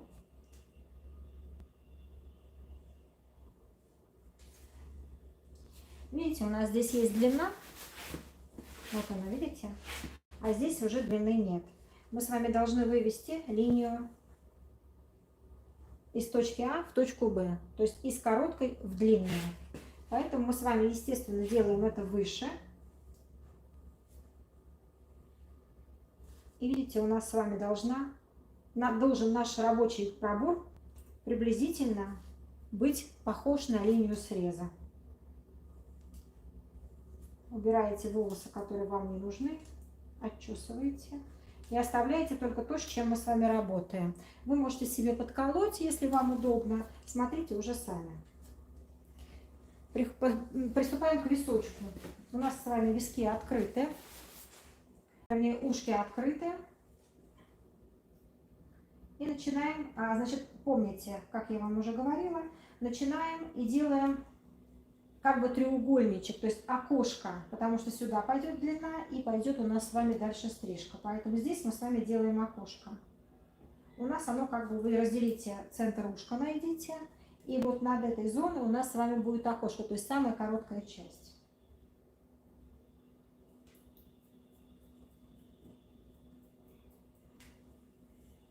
Вот оно, наше окошко мы с вами сделали. Теперь к этому окошку мы подтягиваем все от лица и простригаем.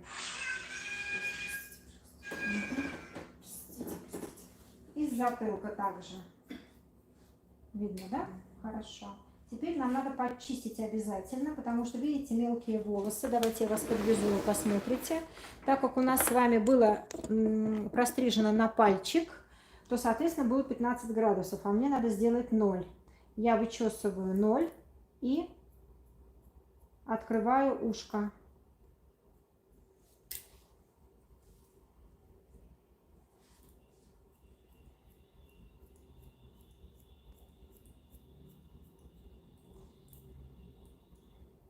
Я сейчас не заморачиваюсь затылком, потому что он мне просто в принципе не нужен.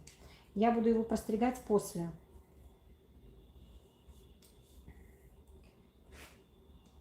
Помните, по центру у нас здесь с вами было окошко. Еще раз к нему подтягиваем и аккуратненько простригаем. Для того, чтобы создать легкую градуировку. Также мы с вами переходим на затылочную зону. Ушко подтягиваем. Простригаем. Вот посмотрите, видите, легкая градуировочка у нас появилась. Вот я вам сейчас приподниму, вы увидите. И теперь нам надо с вами пройти от этой короткой зоны в длинную на затылке. Здесь, так как вы помните, если мы с вами поднимаем и кладем на пальчик, у нас это с вами 15 градусов. И мы с вами должны направить пальчики параллельно нашей линии. Опять же, помните, для чего у нас с вами рабочие проборы? Для того, чтобы мы не потеряли направление. Мы должны именно четко делать наш срез по нашей рабочей линии. Тогда у вас четко получится соединение короткой точки с длинной, то есть нашей точки А с точкой Б. И вот давайте мы с вами это проверим. Ставим пальчики и поехали. Кладем на пальчик, не забывайте. Видно? Давайте его разверну в другую сторону сейчас чуть-чуть. С той стороны подойду. Так, перешла. Так, наша зона. Я просто здесь проверю, потому что с той стороны мне было не очень удобно. Дальше переходим. Растригаем.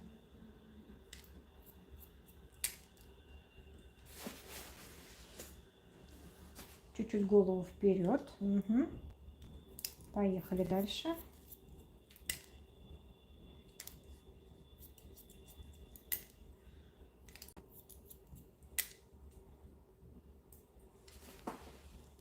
Вам уже хорошо должно быть видно, линия пошла.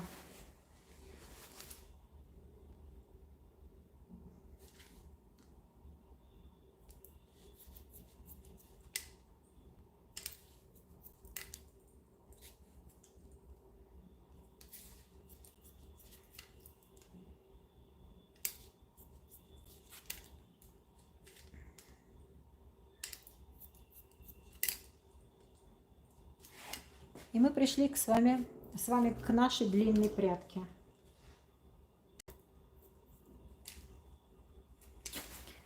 Возвращаемся к затылочной зоне. Нам, не забывайте, если вы будете все подтягивать сюда, у вас будет плоский затылок. Поэтому сейчас вы увидите, как я сейчас буду стричь. Мы сейчас с вами подстригаем, опять же, по нашей контрольной, которую мы с вами задали уже. Натягиваем все к ней. И идем дальше по затылку.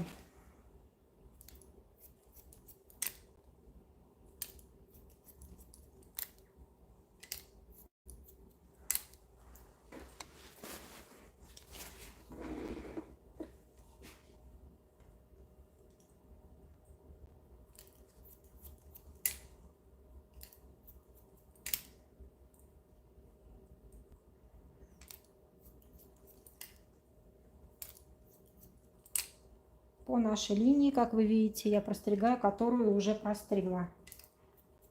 Контрольная у нас задана, по ней идем.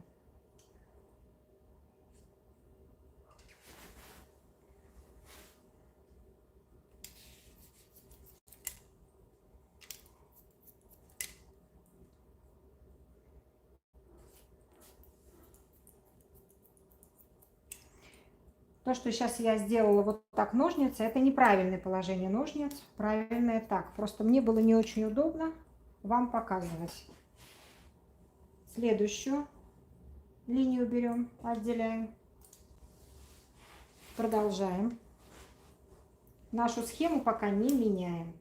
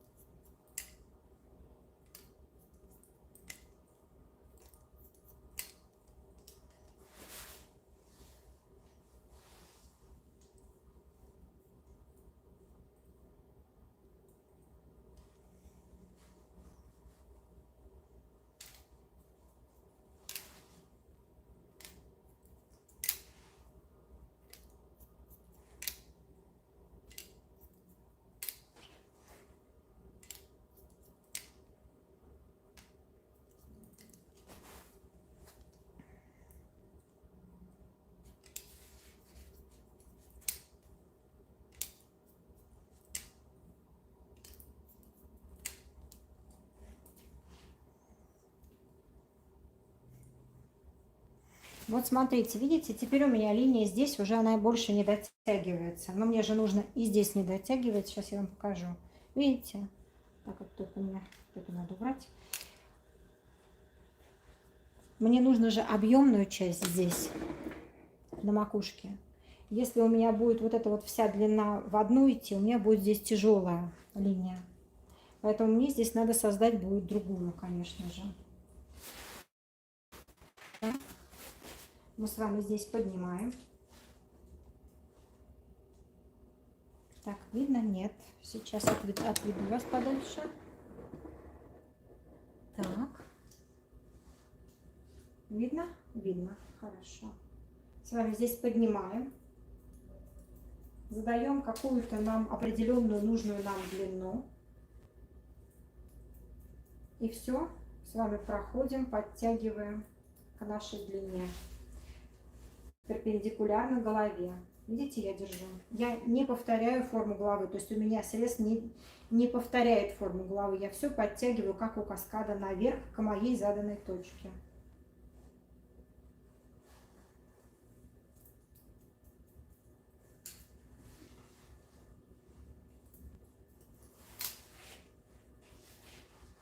За счет этого у нас появляется уже небольшая градуировка. Но если вам этого все равно мало, можете вот этот вот уголочек, который у нас с вами появляется, просто смягчить методом уже понтинг. Только не забывайте, так как у нас эта зона длинная, подтягиваем к центру.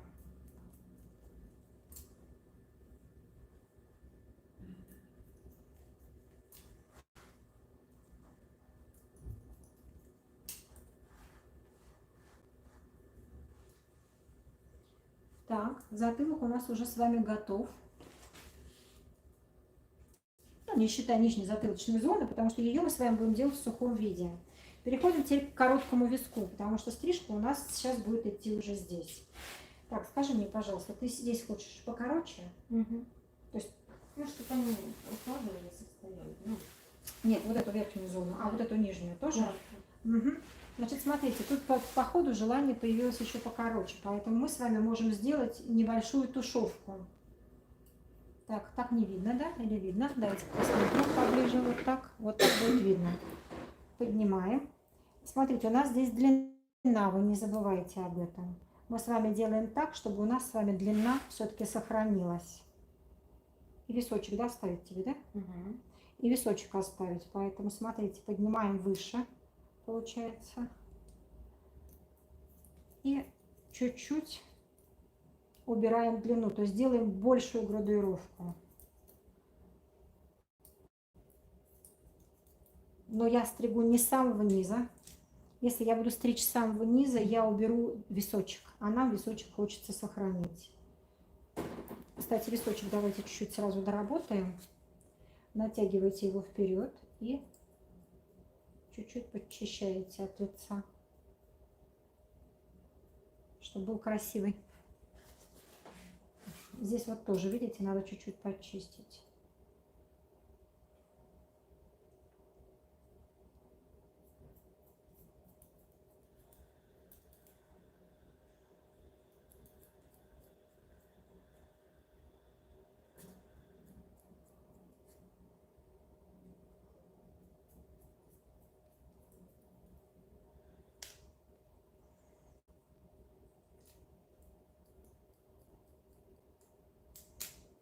Угу.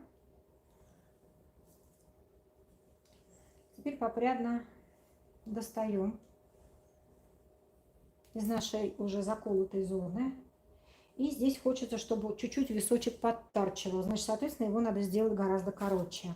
Но это не значит, что вы должны ввести вот в эту длину. Это не значит. Может быть, стрижка в стрижке.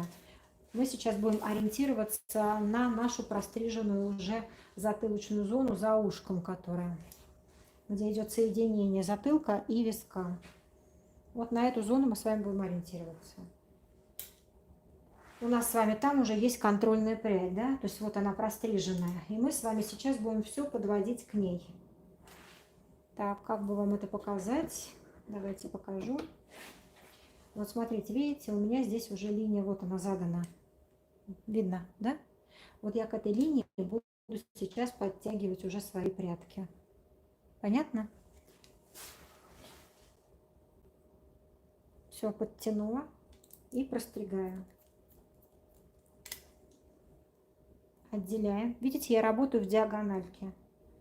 И подтягиваю уже к простриженной линии. То есть к той, которая вот у нас с вами на уровне ушка была контрольная.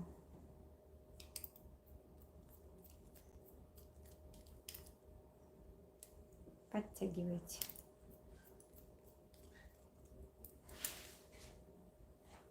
Видите, достаточно короткий получился у нас височек. Но вы не забывайте, у нас дальше идет длинная челка. Поэтому вот эту зону мы сейчас с вами не укорачиваем. Если надо будет отрезать, мы всегда отрежем ее потом.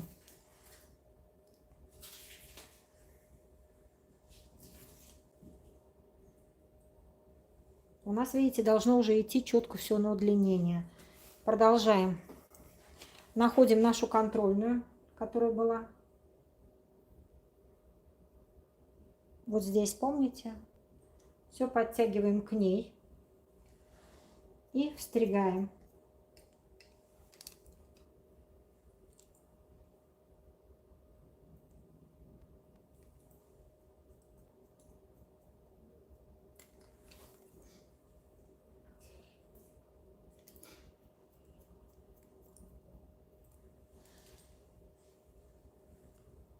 Пошла линия на удлинение к лицу.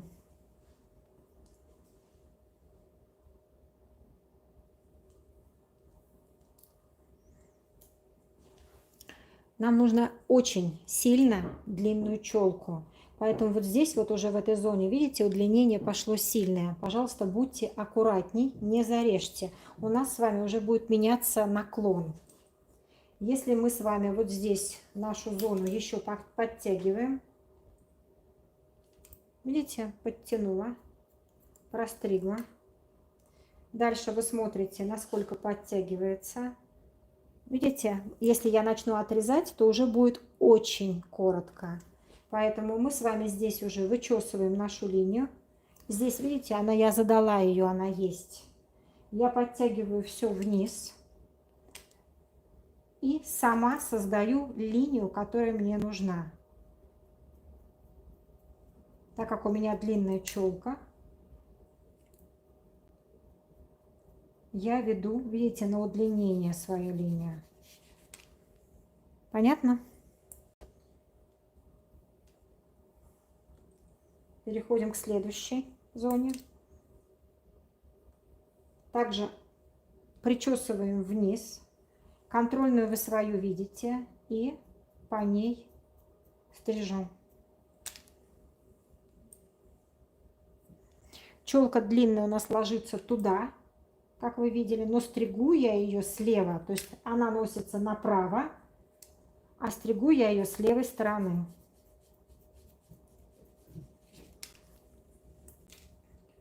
Всю челку можете перечесать.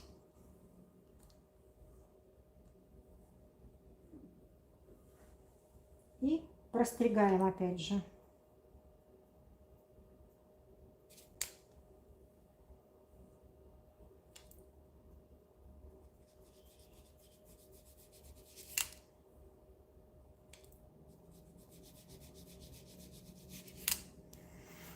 Сейчас оставляем эту сторону, переходим к противоположному виску. Девчонки, вы сразу по ходу зарисовываете себе схемы. Так, вот он наш височек. У нас здесь, видите, удлиненная часть уже идет. Мы ее с вами убираем. Мы работаем сейчас только с вами с виском.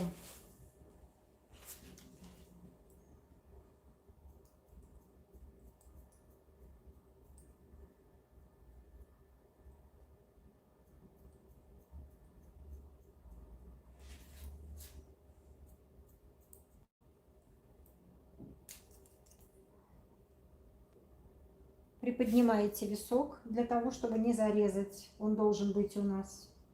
И сейчас я поверну вас, чтобы было видно. Поднимаем висок выше. У нас он должен сохраниться. И простригаем.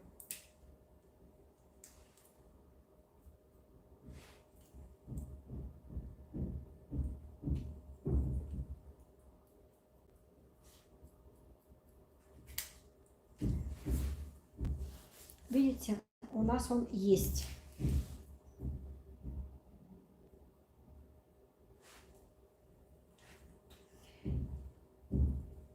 Теперь работаем уже с правым виском. У нас с вами задана линия, как вы видите здесь, и мы с вами должны теперь эти линии все соединить. Соединить висок с затылочной зоной. Давайте я вам сейчас разверну чуть-чуть. Вот, показываю. Видите, я соединяю висок с затылочной зоной, которую мы с вами уже простригли.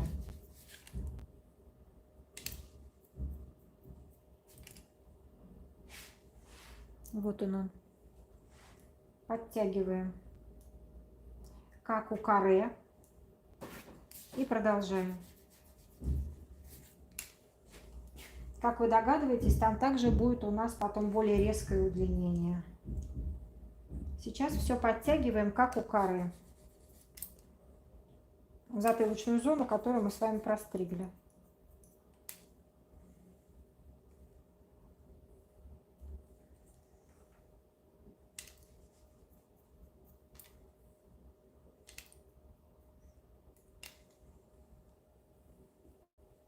Подтягивайте все, насколько хватает.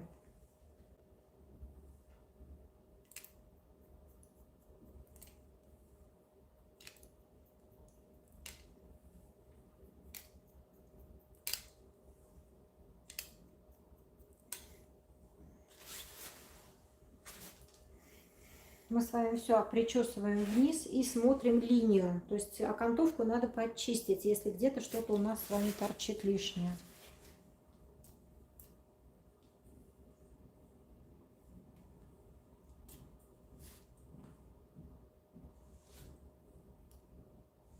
Натяжение, как всегда, 0.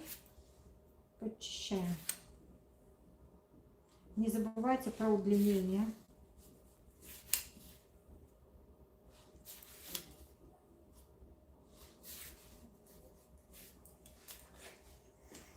Так, а теперь нам надо все-таки создать небольшой объем здесь.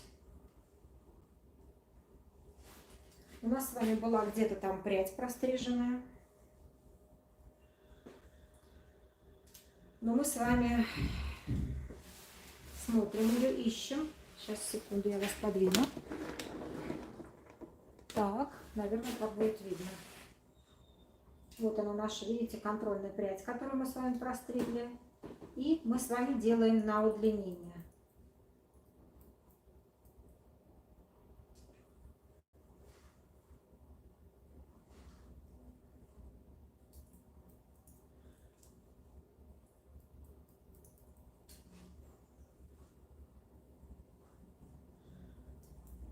Подтягиваете.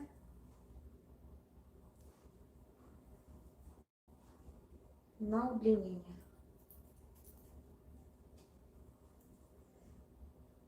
Видно, да?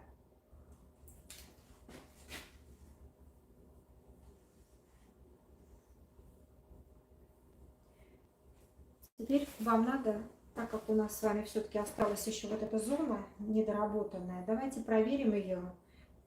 Подтягивайте сюда также волосы.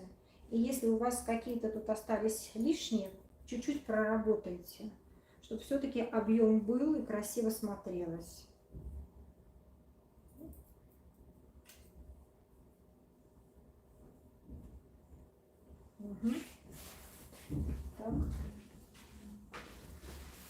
Теперь с этой стороны сейчас с вами посмотрим, что у нас.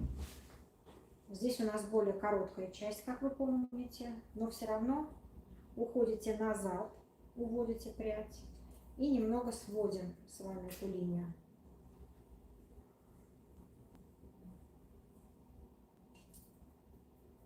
Чтобы все красиво рассыпалось. Сейчас мы с вами будем сушить. Скажи мне, пожалуйста, тебе вот это не очень длинновато? Убрать, может быть, чуть-чуть? Можно Согласна. чуть-чуть. Мгм. Значит, вы посмотрите, да, как ваша девушка ходит. Потому что если она зачесывает вот так, то лучше, конечно, здесь немножко линию убрать. Но это вы уже доделываете в сухом виде. Вы отчесываете вперед все. Обратите внимание, как ложатся волосы, да? Я буду вести прямо от виска, потому что здесь я задала уже длину виска, как видите, и буду вести сейчас тогда в длину. Только не зарежьте, будьте аккуратны. Давайте я вам поверну, чтобы вы видели. Так, видно, да? Хорошо, да? Видно? Сейчас, секунду, еще разверну. Вот она, моя длина у виска.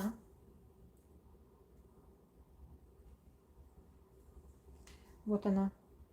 И я веду сразу же в длину, потому что носит глубокий пробор. Смотрите, да, только что была длинная, сейчас посмотрите, какая красивая получается линия, глазик открыт. Но вы не забывайте, что у нас длина очень длинная, не зарежьте, пожалуйста. То есть вы должны вывести очень красиво, плавно. Мы с вами длину пытаемся сохранить. Мы с вами освежили, убрали только то, что у нас совсем сухое. Вот задали мы с вами новую линию. Естественно, дальше у нас с вами доработка будет уже на сухую. И там дальше, если где-то что-то надо будет почистить еще, вы почистите еще. Вот. Видно было, надеюсь, да. Теперь мы с вами сушим и дальше продолжаем нашу стрижку. Я сейчас пока замолкаю, потому что с феном не слышно.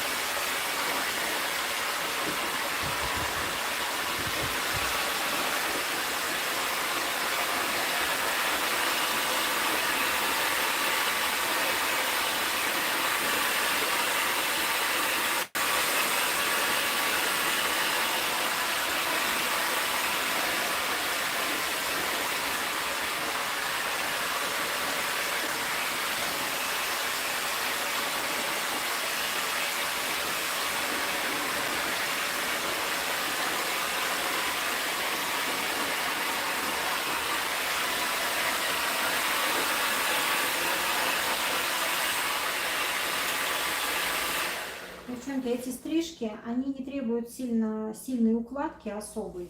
Но если вы видите, волос, вот видите, ложится не очень ровно, вы можете немножко отгладить ее. Поэтому вот здесь вот, да, я хочу немножко поставить, поэтому я возьму небольшой брашинг и чуть-чуть у лица вытяну.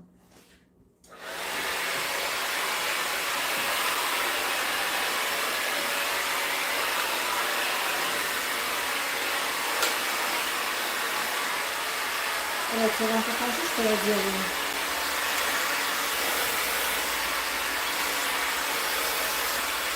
Видите, у нас она и так как бы хорошо стоит.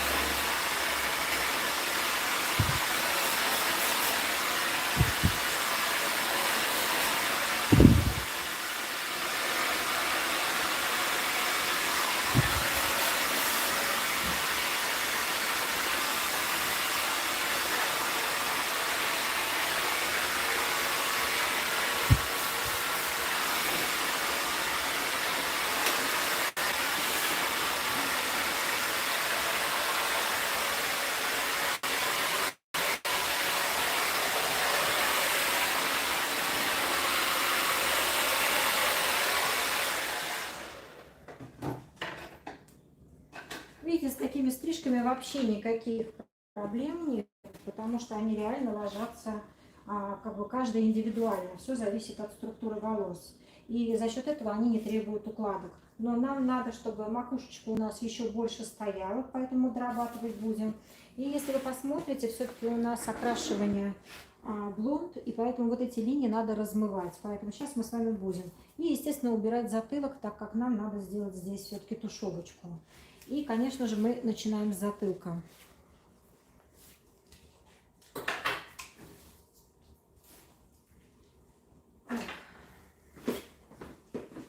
Кто любит работать ножницами, те работают ножницами. Кто любит работать машинкой, те работают машинкой. Приподнимаем и встригаем в нашу линию, не зарезая ее.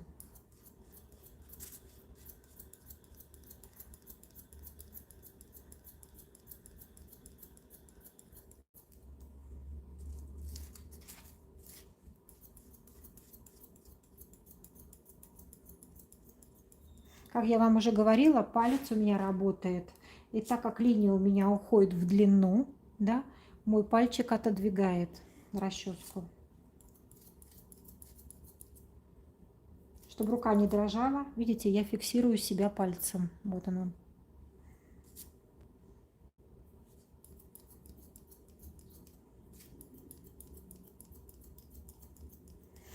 Рука дрожит, это не обязательно у вас с перепоя с будуна. Нет, конечно.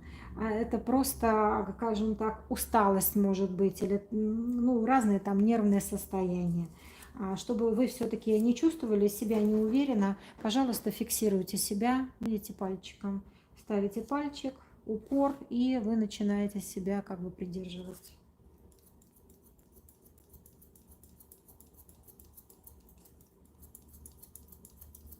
Комментарии по поводу машинки излишни. Вы работаете, я говорю вам еще раз, как вам нравится. Нравится машинкой, пожалуйста, делайте машинкой. Нравится руками, пожалуйста, делайте руками.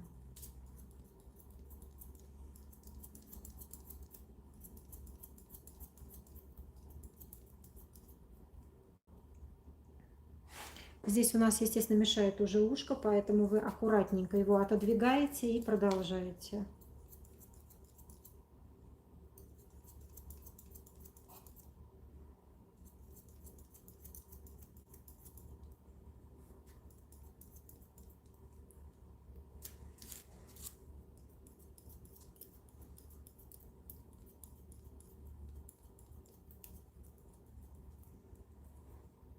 Я люблю работать руками, но я всегда дорабатываю машинкой.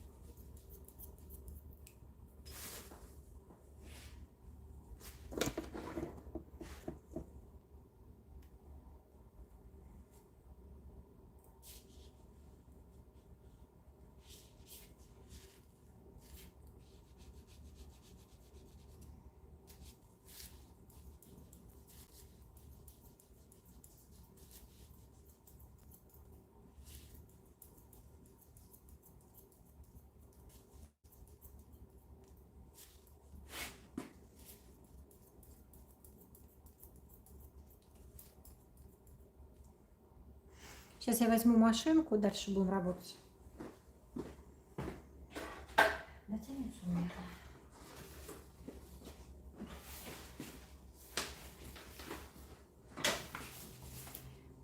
Волосы растут, естественно, налево, направо, и вы должны аккуратно все это почистить.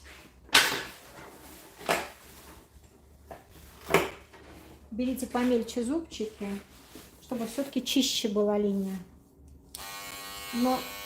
Но не надо делать мужскую окантовку. Смотрите, видите, я делаю против шерстки. Видите, у меня прядки появились, которые я не могу машинкой, руками сделать. И подчищаем по расческе.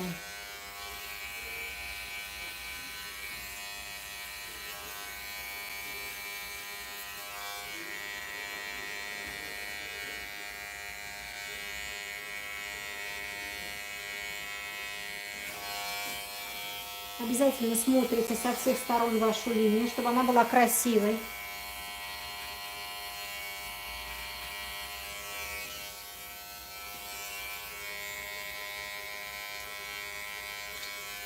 И вот уже ниже роста волос, пушковый волос вы тогда уже подбриваете.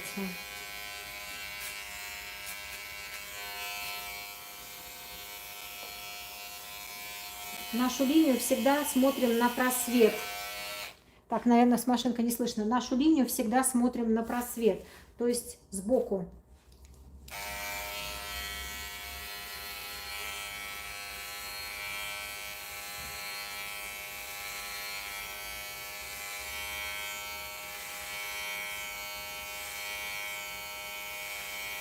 Не забывайте, я себя держу пальчиком.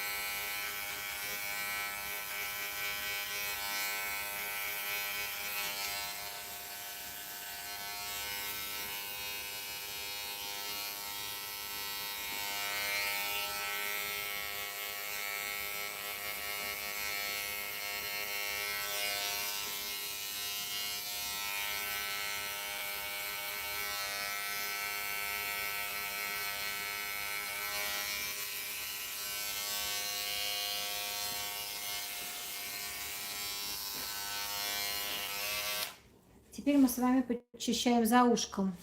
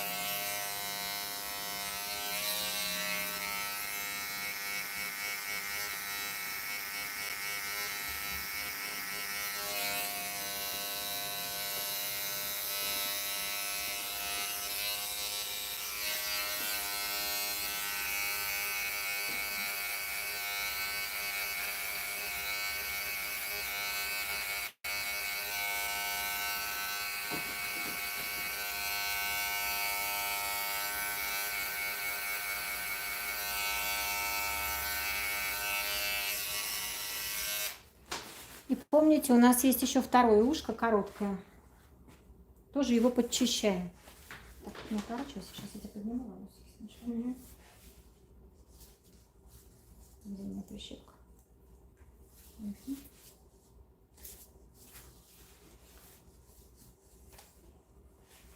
Тоже подчищаем немного. Убираем лишнее, чтобы не срезать длину, и работаем.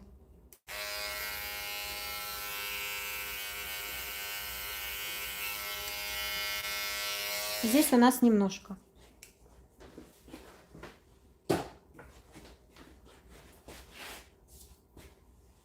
Так, теперь ножницы берем.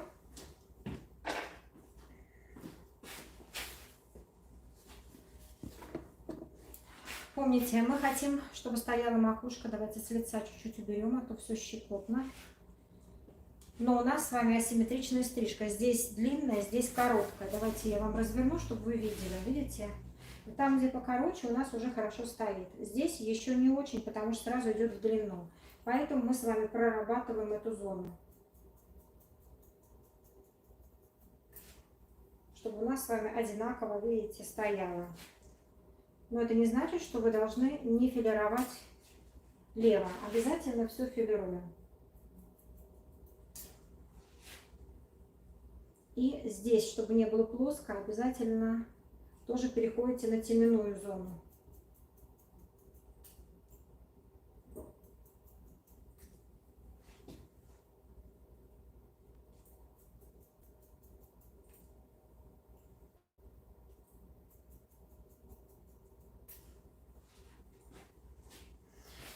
Так, давайте я вам теперь затылку покажу. Также поднимаем.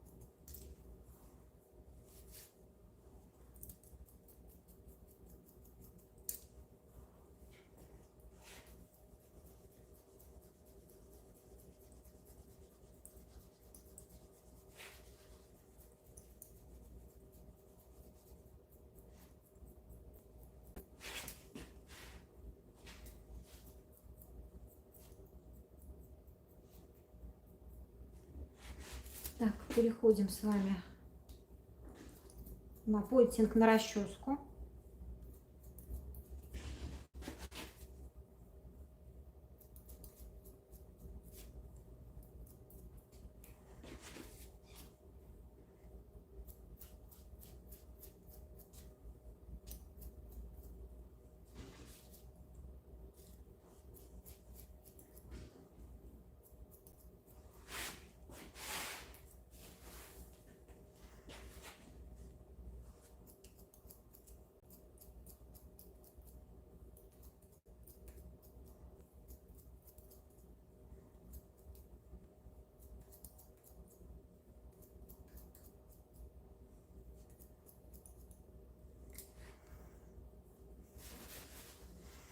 Теперь к височку переходим.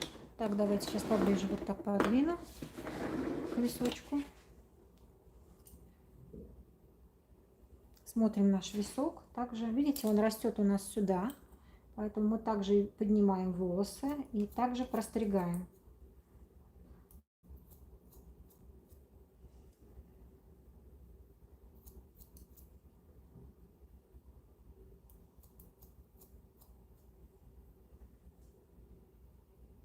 Так, вы не видите, сейчас отодвину.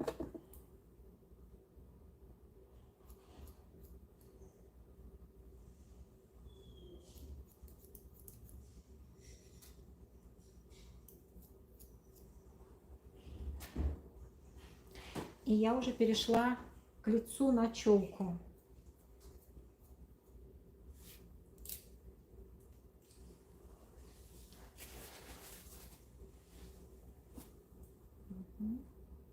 Чуть-чуть опустите голову клиентки вниз, потому что на ресницы попадает.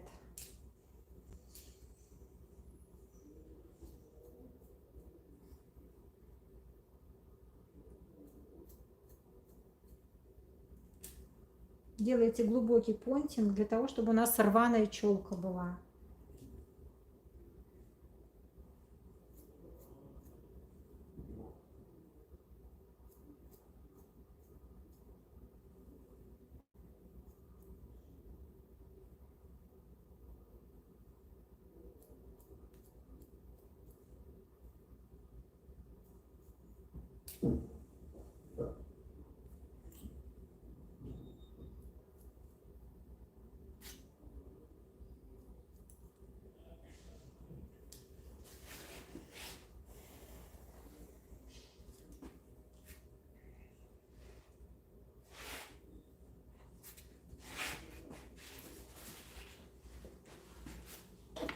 Вот обратите внимание, хотела сразу подрезать, но решила вам рассказать. Вот обратите внимание, все-таки у нас с вами здесь длинный же треугольничек получился, он легкий. Но вот здесь, видите, над ушком тяжело. Потому что мы здесь с вами вырезали волосы, здесь их нет, поэтому он более легкий. А здесь еще масса. Вот эту массу надо проработать.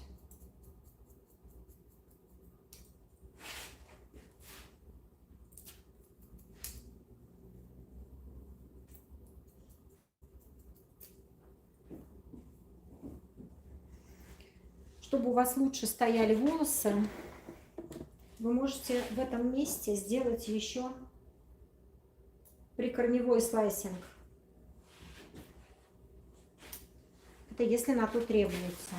Вот, так как у нас вот эта зона более длинная, чтобы все-таки более пышно было. Прикорневой слайсинг. Сейчас, секунду, вот его разверну. Вот так. Вот так, прикорневой. Но не забудьте, что ножницы вы не должны закрыть. Ножницы призакрываются чуть-чуть совсем, чтобы вам не отрезать под корешок и не сделать пенек.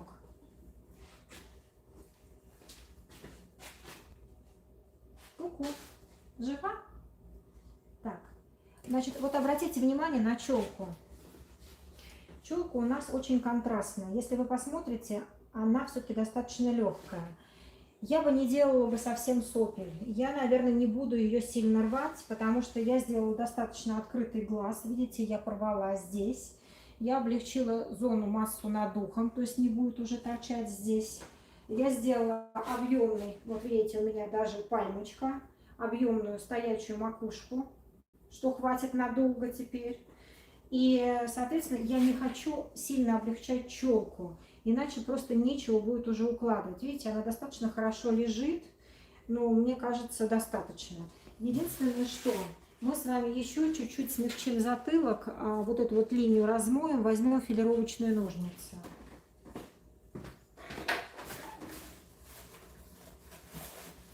Я вам все время говорю, что женские стрижки я использую филировочные ножницы только когда есть тушевка.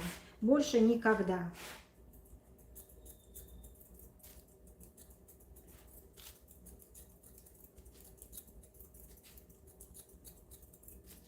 Здесь просто у нас еще переход идет своих натуральных волос и окрашенных. За счет этого идет вот такая больше четкая граница. Поэтому с помощью вот филировочных ножниц вы эту границу немного размываете. Но опять же, не переборщите. Все нужно делать в пределах разумного. Немного размываете границу. И все. И наша стрижка с вами будет готова. Только не забывайте, что нам еще надо будет все сдуть.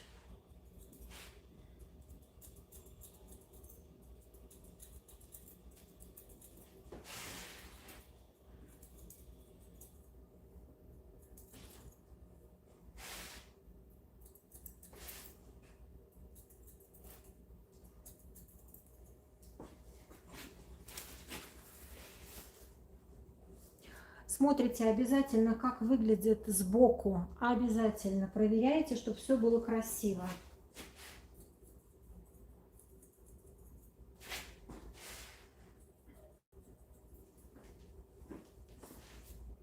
Ну, на мой взгляд, уже идеально. Угу.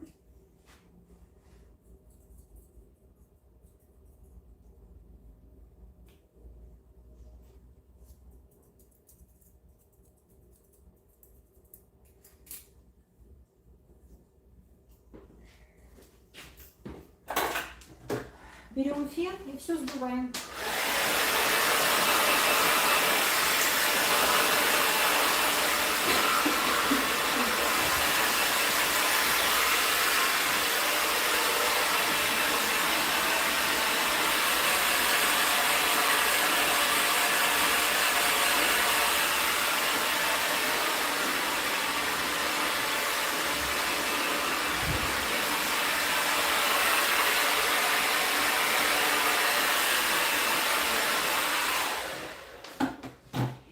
Хотите, чтобы ваша стрижка вот эта асимметричная была более текстурная, то есть имела такую структуру больше, Вы можете использовать гель, либо воск, либо крем, то есть все что угодно. Лишь бы тогда у вас появилась как бы текстура, такая структура волоса. Поэтому смотрите, что хотите, то и делайте. Хотите, оставляйте так. Хотите, просто сделайте лаком. Все от пожелания вашей клиентки. Вот. Нас уже также и снимают. Так, сейчас я вам со всех сторон покажу.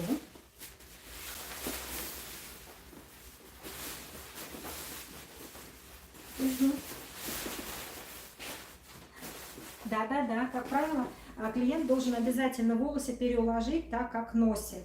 Вы же понимаете, что это наша рука, а это ее рука, она будет ходить так, как она ходит. Давайте смотреть со всех сторон. Круто. Круто. Вот мы вам показываем затылок. Любуйтесь. О, кукла. Спасибо нашей Тонечке за то, что она нам показала такую шикарную стрижку. Спасибо. Ну и спасибо вам, девчонки, мальчишки. Я опять, как всегда, рада вас видеть. Мы с вами встретимся, я вам напишу еще когда. Вот, как запланирую только. Ну, видео, конечно же, я для вас готовлю, но у меня что-то мало так времени. Ну, может быть, сейчас вот на этих праздниках вам напишу. Так что вы мне задавайте вопросы, пишите, подписывайтесь. Ну, я рада вашему общению со мной. Спасибо вам большое. Не забывайте, что я провожу обучение еще не только онлайн, но и офлайн. Так что ставлю вам ручку. Приходите ко мне, я буду рада. Все, до встречи, пока-пока.